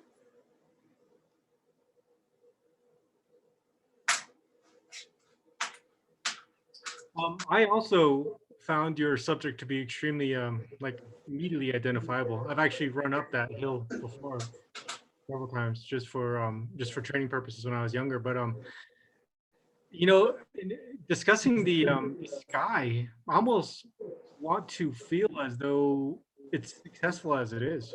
So just something to think about. So I almost wonder how it would look as though you were kind of pulling your color out in front and then just leaving that it is. But you know, that's a very personal thing, like Yeah. Professor Bollinger was pointing out. So yeah, I appreciate that it's extremely identifiable. I wonder if anybody who is not from here would say the same thing. So like you Yeah. said, there's a lot of personal connection with these locations, and that's how we build our ideas of what we see. So I'm wondering what somebody who's not from the area would say of it, because when I first see this, I immediately think of running empty sand on the side, and so I have that immediate strong personal connection. Yeah, I'm just wondering if that's very focused to just me, or if anybody else kind of gets a little bit of the same kind of drama. A lot of my work is like personal, and I like to have my emotions connect with other people so they can process what they think or whatever, like how they feel when they see my paintings or like my drawings and stuff. So it's very interesting that it connects to you running up the mountain. I have a question to comment on your comment. Yeah. Is your work personal because of your stylistic approach to the medium, or is it personal because you know the place is personal to you, or is it expressive because of the place itself? I think it's oh, go ahead. No, I was just curious. I mean, what idea is helping your concept, or what is pushing your concept? Is it the place? Is it your medium, or is it your expression? I think it's the place and my expression, Okay. not so much the medium. Lately I've been really interested in landscapes and land art and artwork that is actually embedded within land. So it really does make me happy to see all these landscapes occurring in both of these courses, because I think landscape is more than just painting what we see. There's something else going on, and that's the important aspect from my perspective. That's the thing that I really value and I really enjoy hearing about and exploring visually. So that's all I have to say about that. Thank you. Okay.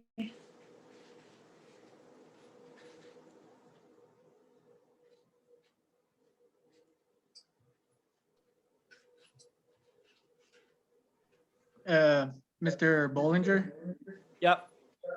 I'm kind of in a place where I kind of need to be heading back to the reservation.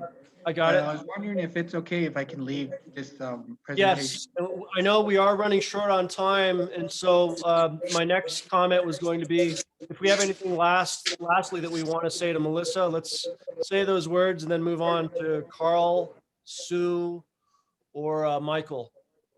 But you are going to miss some good work. I know I am, but I see that you're recording it, So is there any other way that I can kind of access Yeah, this recording? I load these on YouTube later. Okay, guys, and I don't know if I do that so folks can, yeah, learn later. Cool. So I'll definitely check out this video to check out the last students. I do feel really terrible because I do want to check out the other works because I'm getting really inspired by them. But other than that, the fellow classmates, you guys are doing a great job on your art, and I'm really happy to see what you guys created. It really does give me motivation and inspiration as well. So I'm sorry that I had to leave. So thank you guys. Stay safe, mask up. See you later. Thank you for sharing. Just so everybody knows, I'm going to drop off, but I'm going to join back in on another device. Okay. And so let's move on to another artist. Just for the sake of time, I'm going to hit next on the Sony Discman. Thank you, Melissa. You're welcome. And I'll Sue, be looks like you're next. waving. You want to go next? Okay. Yes. I'm multitasking. I'm on a Zoom with Hurt Museum. Okay. Today's our last rug weaving class, so I'll be Okay. more than happy to go now. Okay. Green light. Okay. It still has Melissa on. I think Melissa stopped sharing. Okay. Let me share my screen and let me see. Photos. Okay. I don't know what I'm doing, but let me keep trying. Actually, I'm seeing your screen, so. I'm trying to get to my project, the one that shows where all my stuff are at. Okay. Kirsten, can you help me? New video. I tried it earlier, but I don't know what happened.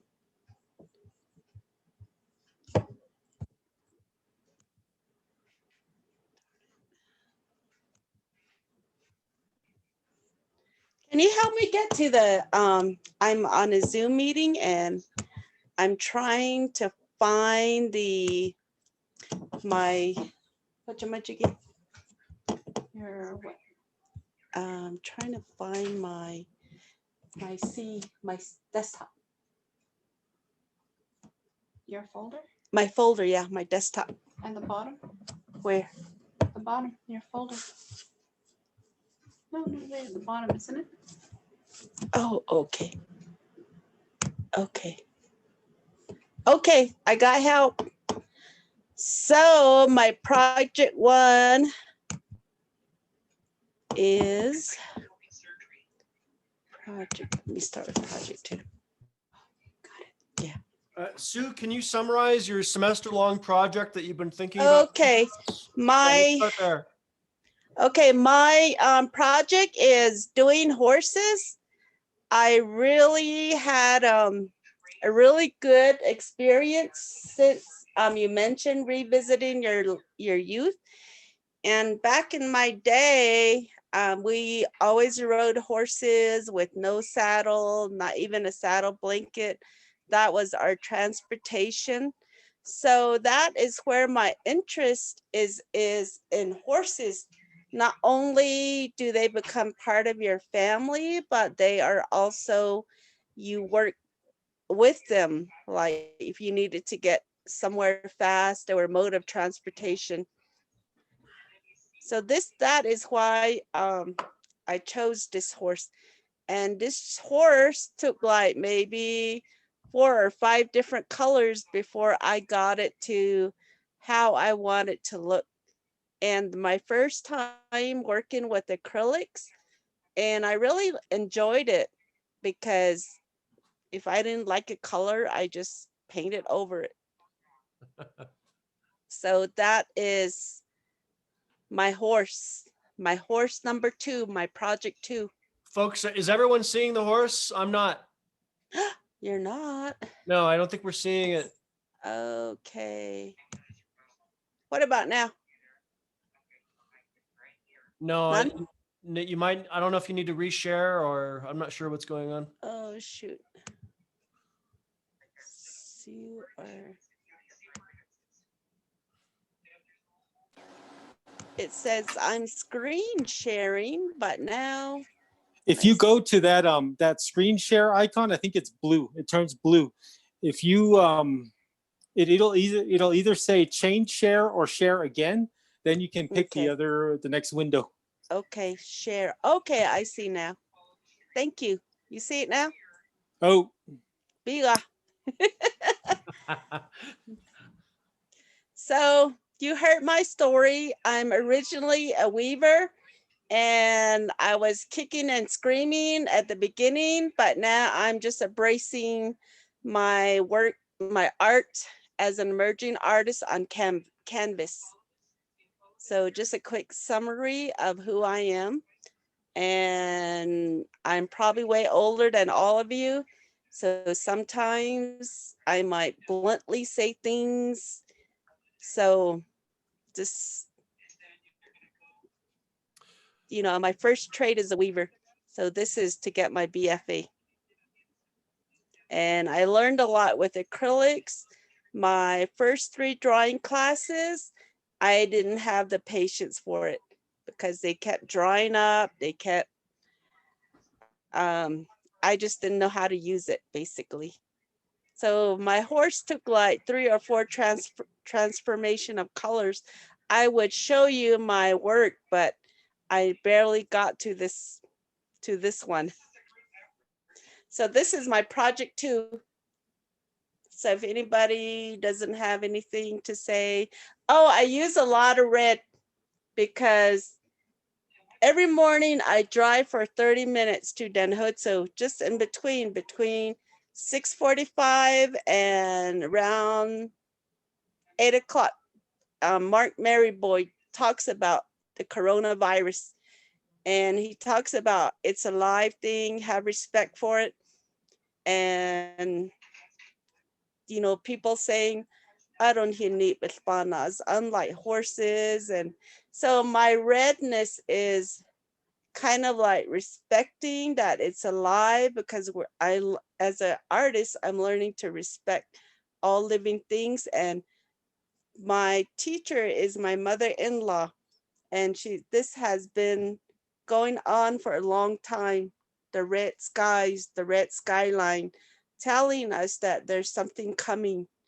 And people, she kept saying, do your prayers, do this. And, you know, that's just in respect to that, since that's how Mark Maryboy says it's alive, you know, Tozotzita and all that kind of stuff. So the green grass and all that, I barely learned it on Google, YouTube. So that's why I incorporated that in. And my dad came by and he said, I'm gonna have that one. But I said, you have to wait until the semester's over. Sue, I'd like to comment on this piece. I really think that your use of color is powerful. And I also like how focused this drawing or painting rather is on the subject itself, which to me, of course, is the horse. But it's also about the horse in the landscape. There's a connection between these two things that I'm sensing from the composition. That's correct. I think the colors that you're choosing for this approach to drawing / painting are very, very important.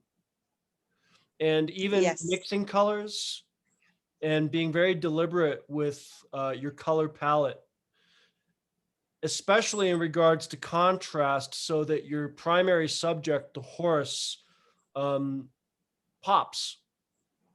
And I think it's doing that really well on the lower half of the drawing. But for some reason, although I do love the sky and I'm convinced by the sky, I have a problem with the contrast between the I guess, would you call it the coat of the horse? I'm not sure what you'd call the fur of the horse. Is there a technical term for that? No? Okay. You're correct. It's coat. The coat. Okay. Thank you. The coat and the sky, they seem to be blending. And if that's intentional, fine. But they seem to be very close. And so I'll leave it at that. Anyone else want to jump in? Well, I'm learning that if you're gonna do skyline or landscape, to do your background first, because you can always repaint over it instead of trying to do your subject first. So that's what I learned through this painting is, go with the landscape or the background first instead of, like in Savannah's painting, I was going to recommend to do the water first and then the tree. But that's what this painting taught me, because my first time using acrylics.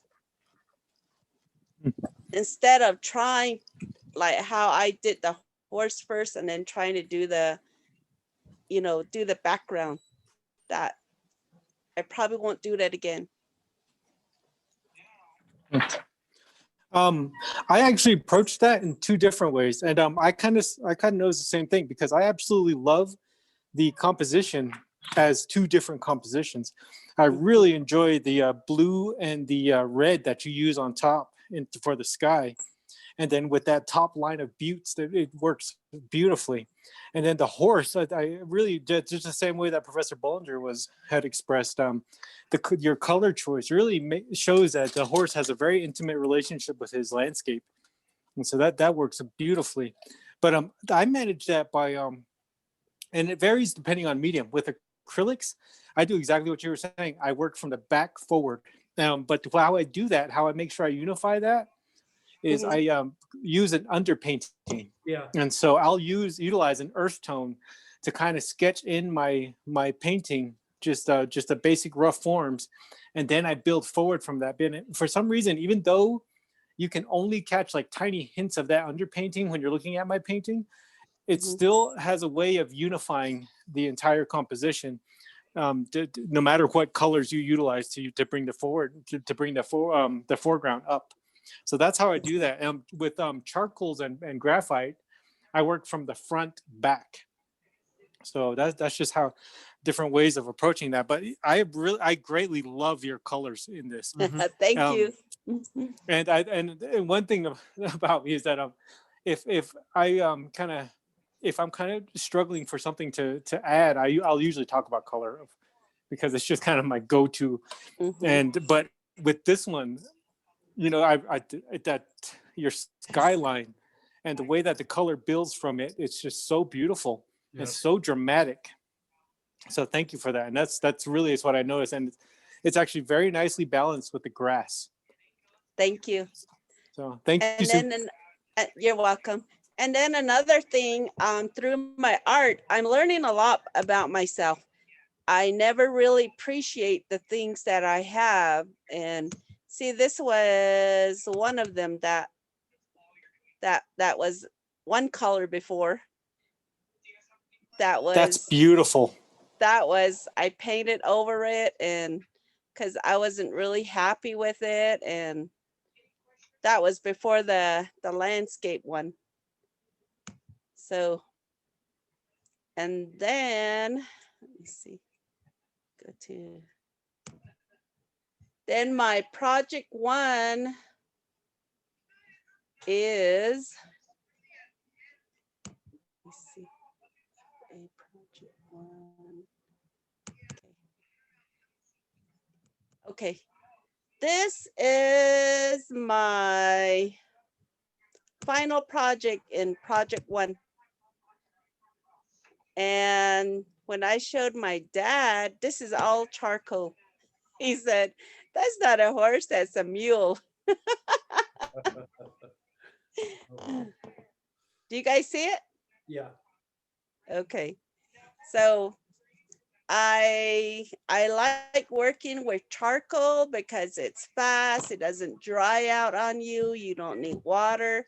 So I was all proud of it. And then I showed my dad and he said, "Oh, that's not a horse, that's a mule." So this is my project one that I had to do to learn to get, you know, constructional criticism from my father. So Regarding the eyes, a horse's eye is that an accurate portrayal of a horse's eye? Would you say? well, I just Googled it and that's how they said to do the eye. So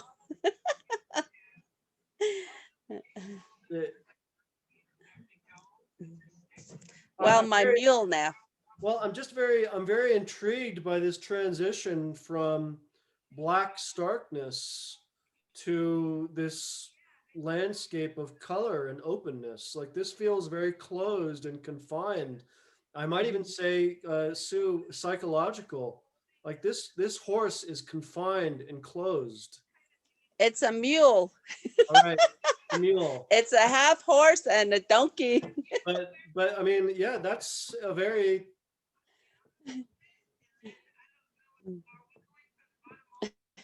Well, that's what we read in our book about, what was it?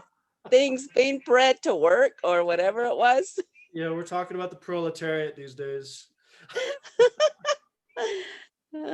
Okay, well, yeah, I think this is really interesting, this transition, and I applaud you for that, Sue. But I'm really drawn to the one with color and the way that you're using color, and I also feel that your statement. I'm exploring. It was more about the horses and the landscape. So I think I'm more convinced by the other one, and this one I think is just a really interesting momentary experiment. You know, that yeah is affecting even me. I'm looking at it, Sue, and I'm affected by this black emptiness that's surrounding this mule slash horse. It's kind of scaring me a little bit. I went on the dark side first. Yeah. Well, in drawing one, my professor said, don't leave a lot of white spot, you know, if you have to put in darkness, and I kind of remembered that or something, so that's where my memory came from. Before the Coronas thing did, I probably would have, later on, he probably would have said, okay, don't do that or whatever, but that's, you know, that's where it came from. It's that don't leave all that white spot. So the concept for this drawing came from someone telling you to fill it in with black? Like the background? But like I feel like there's something else going on here that might be you. Maybe, because I have hard times. Yeah. How personal is this drawing to you?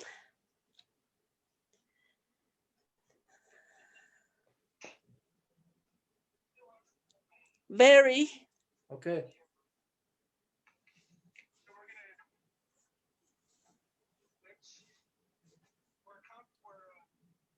I think they're both really good drawings and good movements forward for you, Sue. And I'm looking forward to seeing how you develop color and landscape in your future drawings.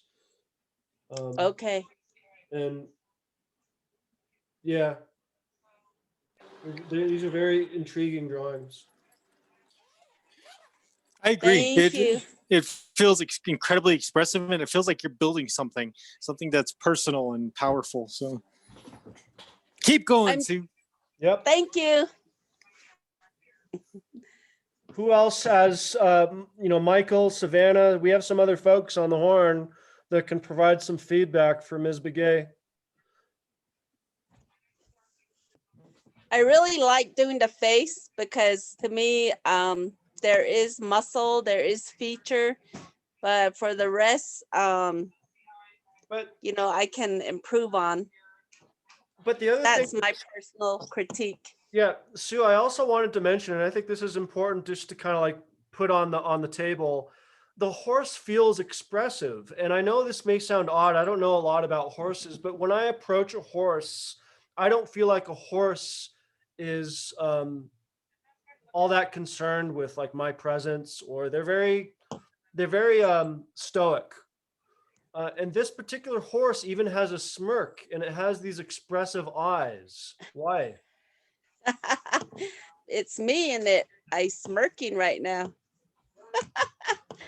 No, I'm just kidding. It has To be eyelashes. honest, it's my really first horse that I ever drew, and I'm learning from different things, different drawings. I have family members that draws horses, so I don't know if you can see this. So that's where I learn. I'm learning, and I got my book that Carlin recommended, and I just wanted to share this page with you. Yeah. And this week I'm learning more about the horse, the type of horses, the drawing. It doesn't necessarily have to look real. There's an artist on, her name is what was her name?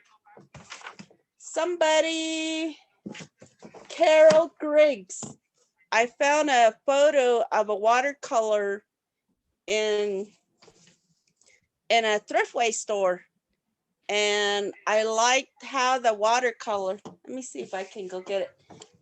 So that's where I'm learning that a horse just does not have to look realistic, that it can be free flowing, it can be all kinds. I think we lost Sue. So, and then I'm researching Quincy Tahona, and I just love his horses. I don't know if you can see this. This was a thriftway find, and Carol Riggs is the name of the artist. So this would be, it's going to give me an opportunity to do one with the watercolor. So I'm just, like I said, I was kicking and screaming, being an artist on canvas. So I'll close with that. Are you still kicking and screaming? I'm embracing it. I'm embracing it because I have art under my bed, on my bed. I dream about it, and it has accepted me, but I have to open up. Sue, I'd like to share an anecdote with you. I was at my computer and I was just doing some grading, or I was working on something, and your drawing from last semester, the triangulated landscape, was on my screen. Uh-huh. And my wife walked by and she saw it, and she literally stopped. Uh-huh. And she said, "Who did that? Who did this?" Mhm.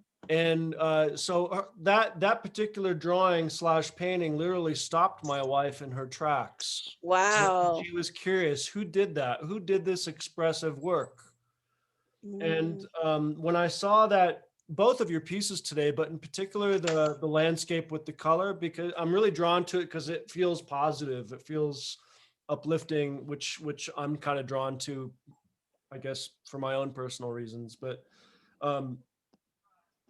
I feel like this was a great moment for you as well, this piece. So yeah, I think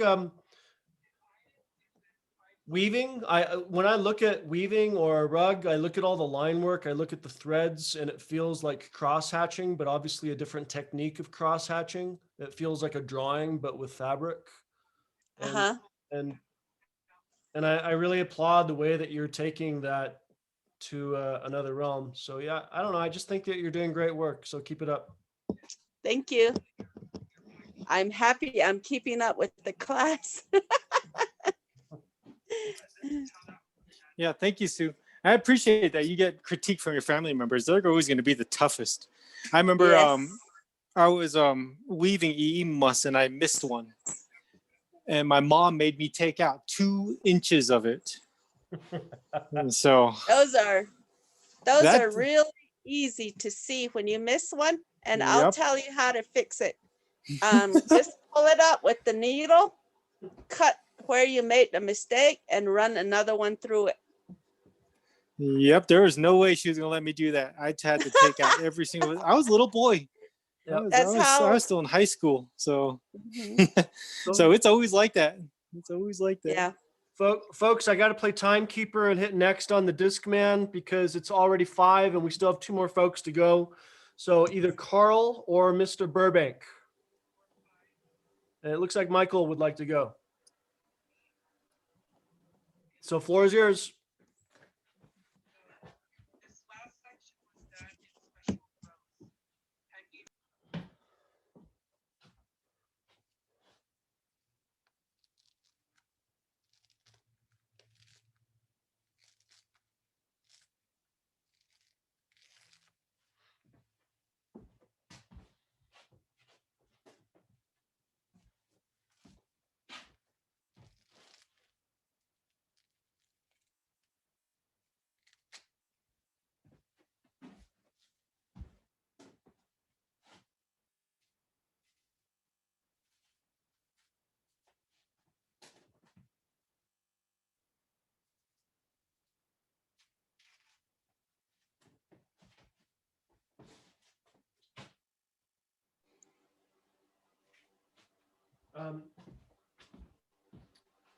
Let's see.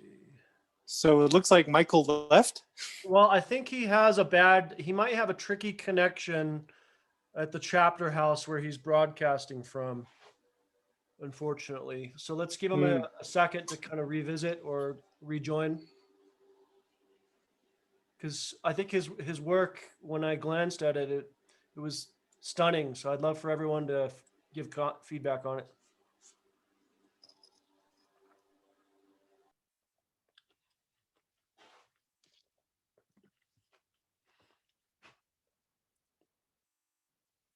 Michael, you're muted. Hello, hello. Okay, we hear you now. Okay. Okay, let me.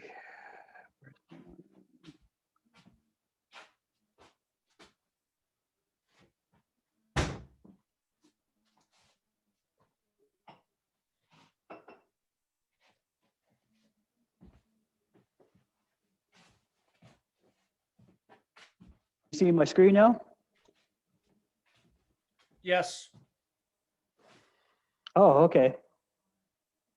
My name is Michael Burbank. This is my self-portrait. Okay, I went too fast right there. Okay, I start off with this right here. I'm going to be real fast. Okay, this is what you gave me. This is my first night with this. I There are little details on there. darn it. Second, same night, I met more. I was working a bit more on that one. Same night, second night. I put a little more details and more sketches, more lines, and I done watercolor there. And let me see here. This is the finished product. The drawing. Michael, You I can see hate this to was interrupt. taken on Saley Lake. Michael, I'm Yeah. not seeing the artwork. Yes. I'm not sure if other folks are, but you might need to reshare, or I'm not sure, but I'm not seeing the artwork. Okay. Sorry to interrupt. Oh, what's going on? Yeah, it's all right. Okay, just press share screen, right? Yep. And do I go where? You should click on either the screen or the document that you want to share. Okay, right there.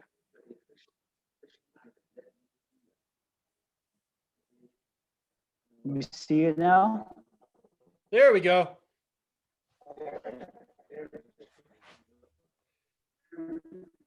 Okay, all right. Let's go back then. This is the first night I start sketching. I did a little mustache, glasses, and whatever. Same night, second night, close up. I add little colors in there. This is from Saley Lake I took last year when I was a student. And here's the part of my hair. I do a little cross hatching right there and hatching. Wow. My eyes. Do a little details right there.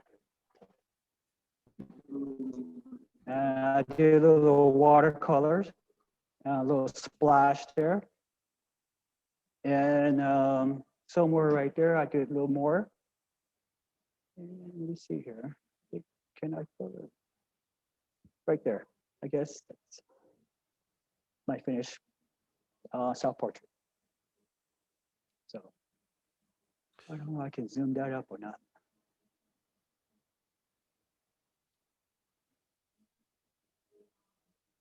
Okay. Suggestion? Anybody?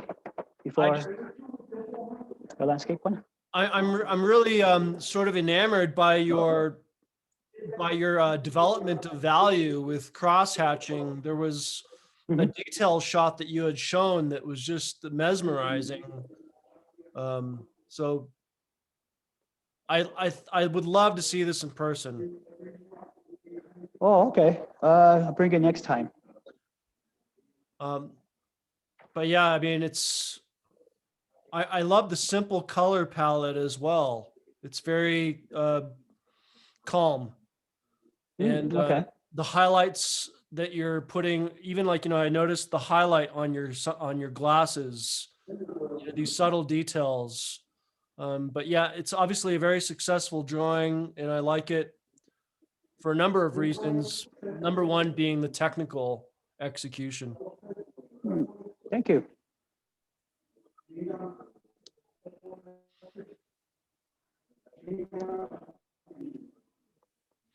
I also like how you left the grid. The grid adds to the composition. Yeah. Oh, yeah. There are certain areas where it like looked like you used wash a little bit as I well. just left it like that. Yeah.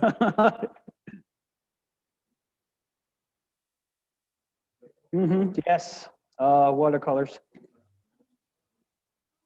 I didn't get the gloss till later on when I got it in the mail the next following day, and I said, "Oh man, it's too late to lay it on there." So I said, "Oh, that's all right. It's the same thing." Yeah, that velveteen black that you've created with cross hatching in this detail, I love that. Wow. Are you still there? Yeah, I can hear you. Oh, okay. Okay. Yeah, the velveteen black in the top right-hand corner of this image. Okay. Wow. Okay, other folks. It looks fabulous. You want me to go with the next one? Just waiting for comments. Yeah, I think folks are they're in the process of giving you some feedback and giving you a few words. I love the details you did. Okay. I love the details you did on your especially like the facial details, like the eyebrow and the hair. Mm-hmm. Oh yeah. Because it really yeah, because it really gives off like it gives off more of like you took a picture of yourself instead of a drawing. Oh yeah. Yeah, I was more loose. That's why I was saying I was being more loose and relaxed. So I wasn't going like robotically. So I was more loose with my hand. Take it easy. What role, Michael? I What role work did the better grid play? at night. That's how I am.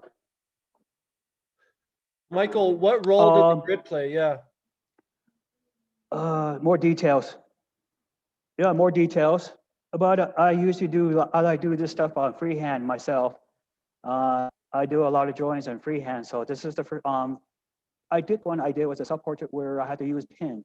So this is like exactly had to be more details and more strokes to it. And just it took a little bit longer process than I thought it would be because there was a lot of cross and hatching in this one I did before that. I never had a self-portrait of myself that big before, 18 by 24. So I don't want to hang it anywhere or just want to put it away for a while. Well, yeah, I think it's beautiful work, and you obviously have a lot of technical talent, with cross hatching. So bravo. Thank you. And what I really like about this drawing is the looseness, but also the tightness. So, you know, I feel like you're very deliberate and not mechanical, but very deliberate with your cross hatching. But then you contrast those moves with this beautiful subtle wash. Mm-hmm.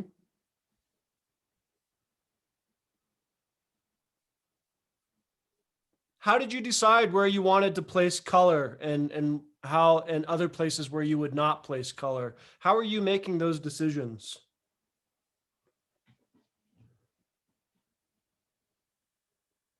I think he froze up. Oh, Mostly planning and Okay. deciding where, not exactly, but I do have a green scarf. That's what I have. And there's the lake back there's blue. But I try to make it subtle, real light. Nothing, no overdoing it in a way where I had to add black or white. That's why I mentioned it before in watercolors. There's no color in white. There is a color in white, but you don't need it because you have paper right here that is white. So all you have to do is just put some liquid masking. That's what I do at my when I was taught to do watercolor. Yeah. You're leaving? Okay. Well, Michael, unless other folks have more comments, let's move to your next drawing, please. And great work. Okay, thanks. Okay, let's go to the next one.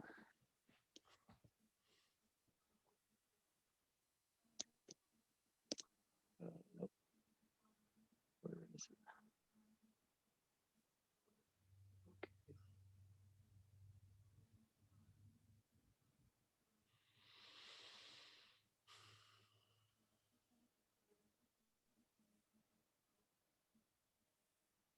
Now you see it? Yes. Hello? Yes. Okay. This is landscape plein air. That's the drawing. I took a photo of it. Kind of muggy day that day. I didn't have a good weather on these week Wow. in Blue Gap. That's where I'm from. I'm drawing from Blue Gap, Arizona. Yeah. So this is the head start right there. Those are the trees. Those back there is the mountain where my mom lives at. That's why I'm staying with her right now. So that's my first sketch right there. So, and I was kind of hesitated on this at first. I wanted to do the where that tree, where that bus is at, but that bus was in the way at that time because he didn't want to be stuck in that mud. Yeah. So he was in the way. That's the first choice that I wanted to do that tree. But instead, I had to use this tree right here, right now, and a stump. And here's another one. I was doing some charcoal on this one. I was, how we say it, I was being really loose on this one. Yeah. I had no, I wasn't in a hurry for anything except for the wind. That's me, my game face on. Another one. This is my finished one right here. So I use acrylic paint on this one. I apply some light color. I kind of, I don't want a painting that has a resemble darkness or any sadness to it. So I just put a little color in there, a little bit. So that's what I was approaching for. I love that comment because when I first saw it, you know, from a compositional perspective, it's very dark, but it's warm and inviting at the same time, but very dark. So by throwing those colors in there, it's almost like a curveball, like you don't expect that. So thank you. Yeah, thanks. Yeah, I was going for approach of a darkness because there's so much darkness in this world right now. So I just thought that maybe I'd give a little color to it and then give it a approach for where I need something uplifting in a way. Yeah. Michael, I really just want to say thank you because I really appreciate this final work, but I also appreciate the process and you showing us like you at the site, you know what I mean? And you happy at the site and you doing sketches and providing a little bit of context as far as your decision.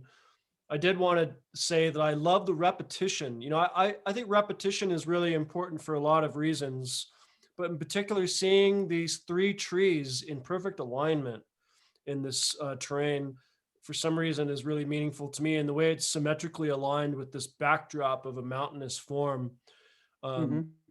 and the way that you abstracted that form, there's something really special about this work of art. And thank you for sharing. It's really nice. It's beautiful. Yeah, I was going for like the Colors, everything. Thank you.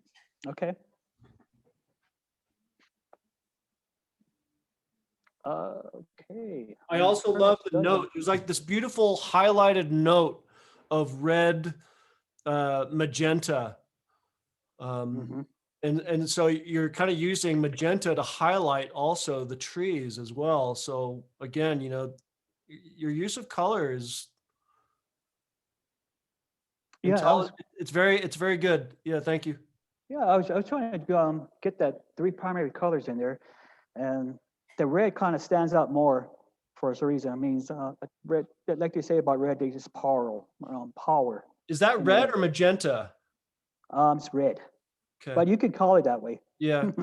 Because the other thing that I'm picking up from this painting, and I'm not sure if this was intentional, but you know, in the print world, there's CMYK, cyan, magenta, Mhm. yellow, and black.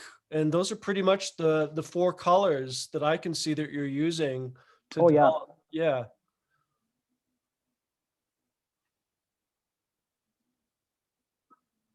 Okay, I'm done.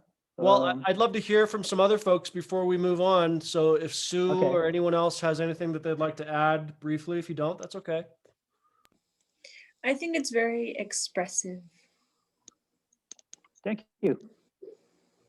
I really enjoy the mountain and like the trees, how they're like kind of chaotic but have like a steadiness to them. Chaotic. I like that. Michael, I have a question. I hope it's okay if I interrupt with this question. I'm dying to ask it. But what is the relationship between your self-portrait technical style and where you are here with this piece? How do you get from point A to point B? Oh, let's see, point A to point B. I try not to go there, but let's see, between point A and point B, I will say I like to mix things up. Hmm. First, I like to do something like,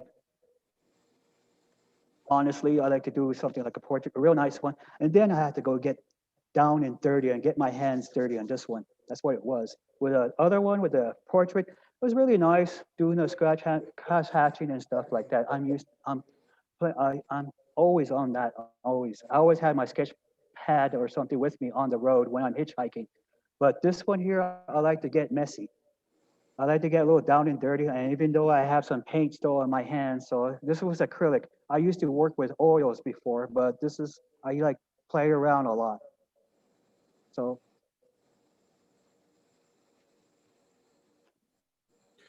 I just like to mix these up in a way from point A, from point B. So it's a very personal sense of delivery.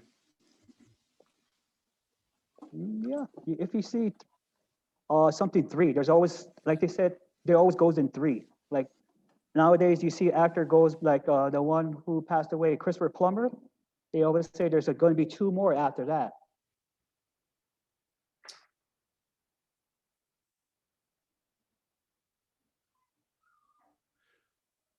So yeah, I'm curious about this. To me, you know what I mean? Like when you were talking about this piece, it was personal, obviously, because it's your home. It's Mhm. familiar to you. What else could you say is personal about this piece to you? What is it? Could you put it into words? I would say this piece would be something that I will have to cherish in a way where I remember it was dark at first, and then I had to see this, and then later on I'm going to keep this and hang it up in my wall sometime, and then I would say, you know what, Blue Guy was a bad place to live at. you know, I stayed here, right now I'm staying here as a temporary stuff right now, but I would like to go in every part of this reservation and paint every part, like mini farms, Round Rock. Everywhere I go, I will do that right now if I had the chance. But that's why I said when I do hitchhiking, when I do a lot of hitchhiking, I do a lot of cross.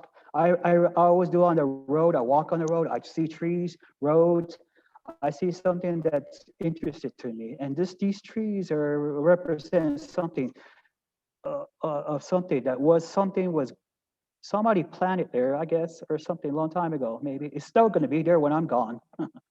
Yeah. Michael, sorry, last question. You did As upload all of the as process shots onto Blackboard as well, correct? Mm-hmm. Yes. Okay. All right. Yeah, thank you for that. That's actually a really beautiful way to look at not just art, but life in general. And now we always think that, I mean, we drive everywhere and we just like fly by all these beautiful places. So Yeah, I like to just walk and smell smell the flowers for a while. That's yeah, all I thanks. do. Thank you for capturing Thank that. you. It's beautiful. Okay. Good job. Thank you for your comment. Okay, let's Carl, are you ready to go?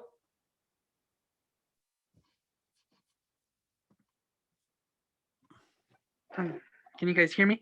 Yes. Oh, okay. Well, I'm on my iPod, but let me see if I can screen share. Let's see. Photos.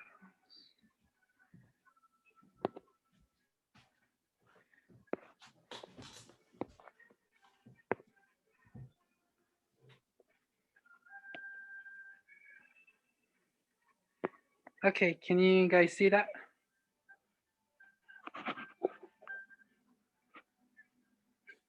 Yeah, That's beautiful. Yes. Yeah. Yeah. Okay. I'm trying to make this short as possible, but what I call my series, the one I'm working on this semester, is called the Night Sky. It's supposed to be like supposed to get this feeling of stargazing, or like if you kind of go outside just to relax and just look up at the night sky, see a bunch of stars, the moon, or whatever objects, or like the planets, so forth, and anything. My art is kind of based on that, but just more abstract expressionism. And the media I chose for both of these arts were markers, because I'm kind of new with markers, and this was a good chance for me to try them out. Okay, so far my first one is the Crescent Moon. You obviously see, and then there's a image of a Native American woman's face on it too, but she has that kind of sleeping expression on her face. And then the background is supposed to represent the night sky, but it looks more like a traditional rug the way you look at it. And plus those like wavy forms that you see, that's supposed to be like the clouds being pushed through the wind. And yeah, and I added a lot of detail to it too. I don't know if you guys can see that if you look real close. Yeah. But yeah, I added that as well. Then I use various colors. It's mostly cold colors is what I worked with. And then the moon, I really brought out kind of like the brightness of it using kind of warmer colors, but mostly yellow.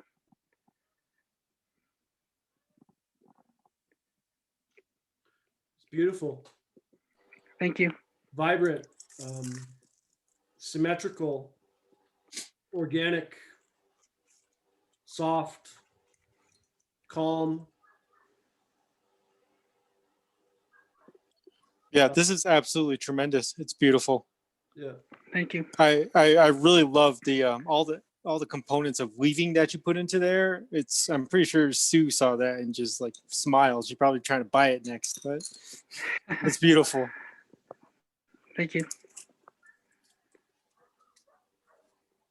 Okay, let's see. My project 2, let's see if I can bring that up. I absolutely love it. And in weaving, circle is one of the hardest thing to do, or impossible, but some weavers, they still work with circles. Yeah. When I did this, how do you say, abstract expressionism, it's kind of the first for me because I never really did a lot of abstract work. And since last semester, I really got inspired by it. So I wanted to create more artworks just like it. And then I did two previous ones last semester, and I think those two pieces was what inspired me to create these series. And there's going to be a lot more that kind of looks similar to this, but they'll all be different. And then also I freehand most of this stuff myself too, and then some rulers and the protractor here and there. And that just basically use my imagination.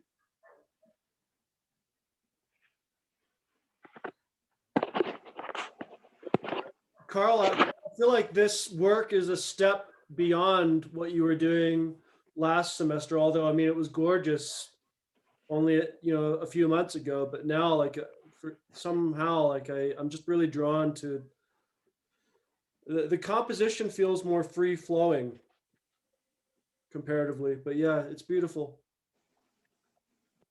Thank you. Okay, I'm gonna bring up my second one. Give me a second.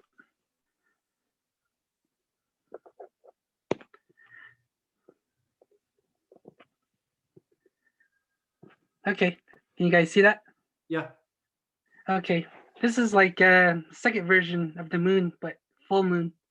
And this time you can see the native woman's face a lot more, and also like some curls in her hair, and just how kind of golden she looks, but also like shining light too. And then if you can see in the background, I used some traditional designs in this project. And when it goes to light to dark, I'm trying to capture that how you say that the light the moon kind of reflects off from kind of light to dark in a way. And then the round purple objects above it, they're supposed to represent clouds, but I felt like I could have done a little better with that one. But for everything else, it looks great, and especially the bottom part where there's you see a bunch of like triangles, rectangles, or squares. That's supposed to be like a representation of the landscape.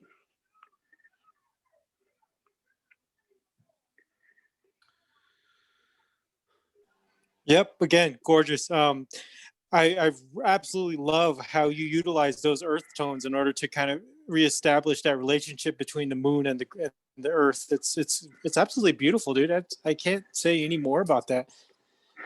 Thank you. With this particular piece, I also wanted to mention, I kind of feel there's a connection between landscape and fabric, or some kind of textile with these pieces that are sort of, I guess maybe quilted together, or there's something going on. I feel like the landscape is becoming figure.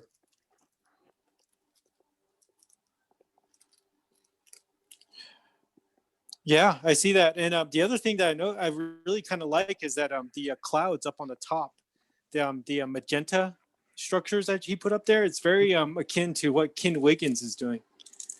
Oh yeah. It's nice, dude. It's really nice. Thank you once again.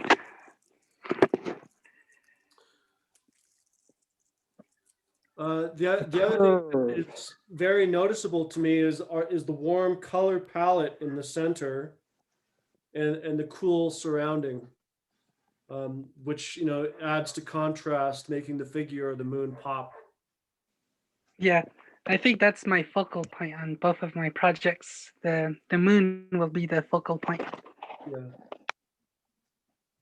So just out of curiosity, Carl, are you sketching? Like, how are you developing these compositions before you just go? Actually, I sketch up my ideas first. I kind of, like a doodle type of way, because that's how I usually do my sketches. And then if I have an idea, and it just kind of hits me, and then I just kind of quickly draw it, and then just kind of explain to myself like, okay, how's this going to work with the project I'm going to do? So I just kind of make a few sketches and just see what works. Yeah. And then if I like what I sketch out, and then I'll just go for it. And I just plan my page. What's the scale of also- these drawings? What's the size? Oh, hold on. It'll be 18 by 24.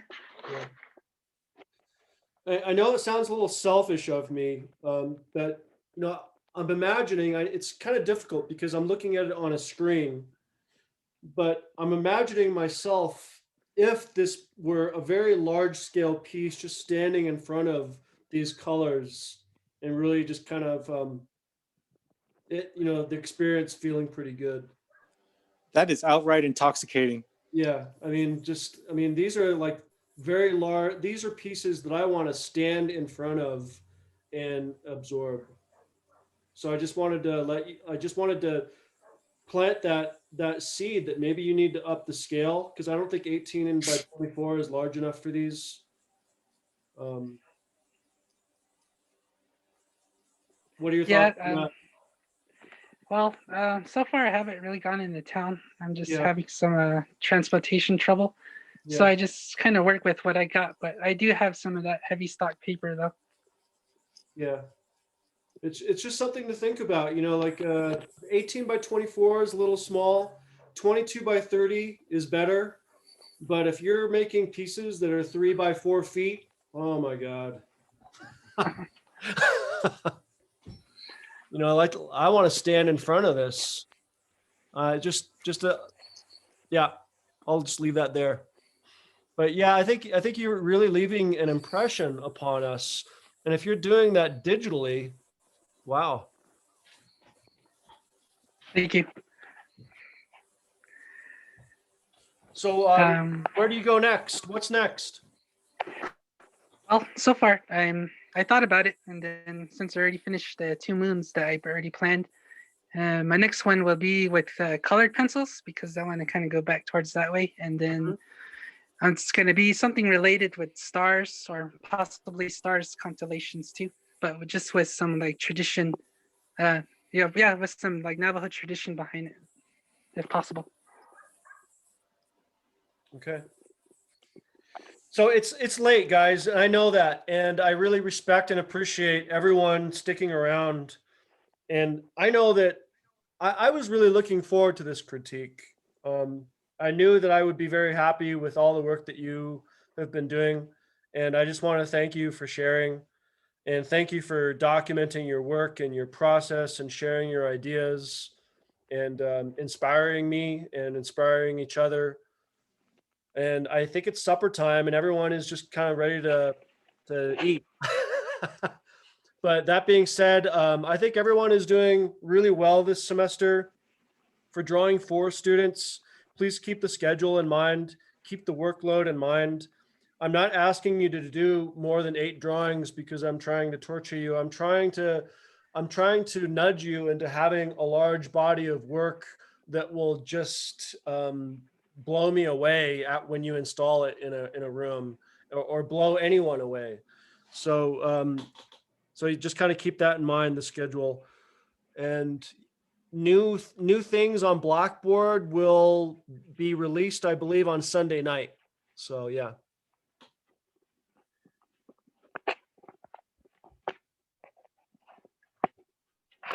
Any last comments? No, thank you, everybody. It was so quiet. I was wondering if all that I had said, I had been on mute. Laters. All righty, guys. Yeah. See you Okay. guys. Have a Bye. good night, and thank you. And make sure you get everything uploaded to Blackboard. Bye-bye. Get some good dinner. Bye. Bye.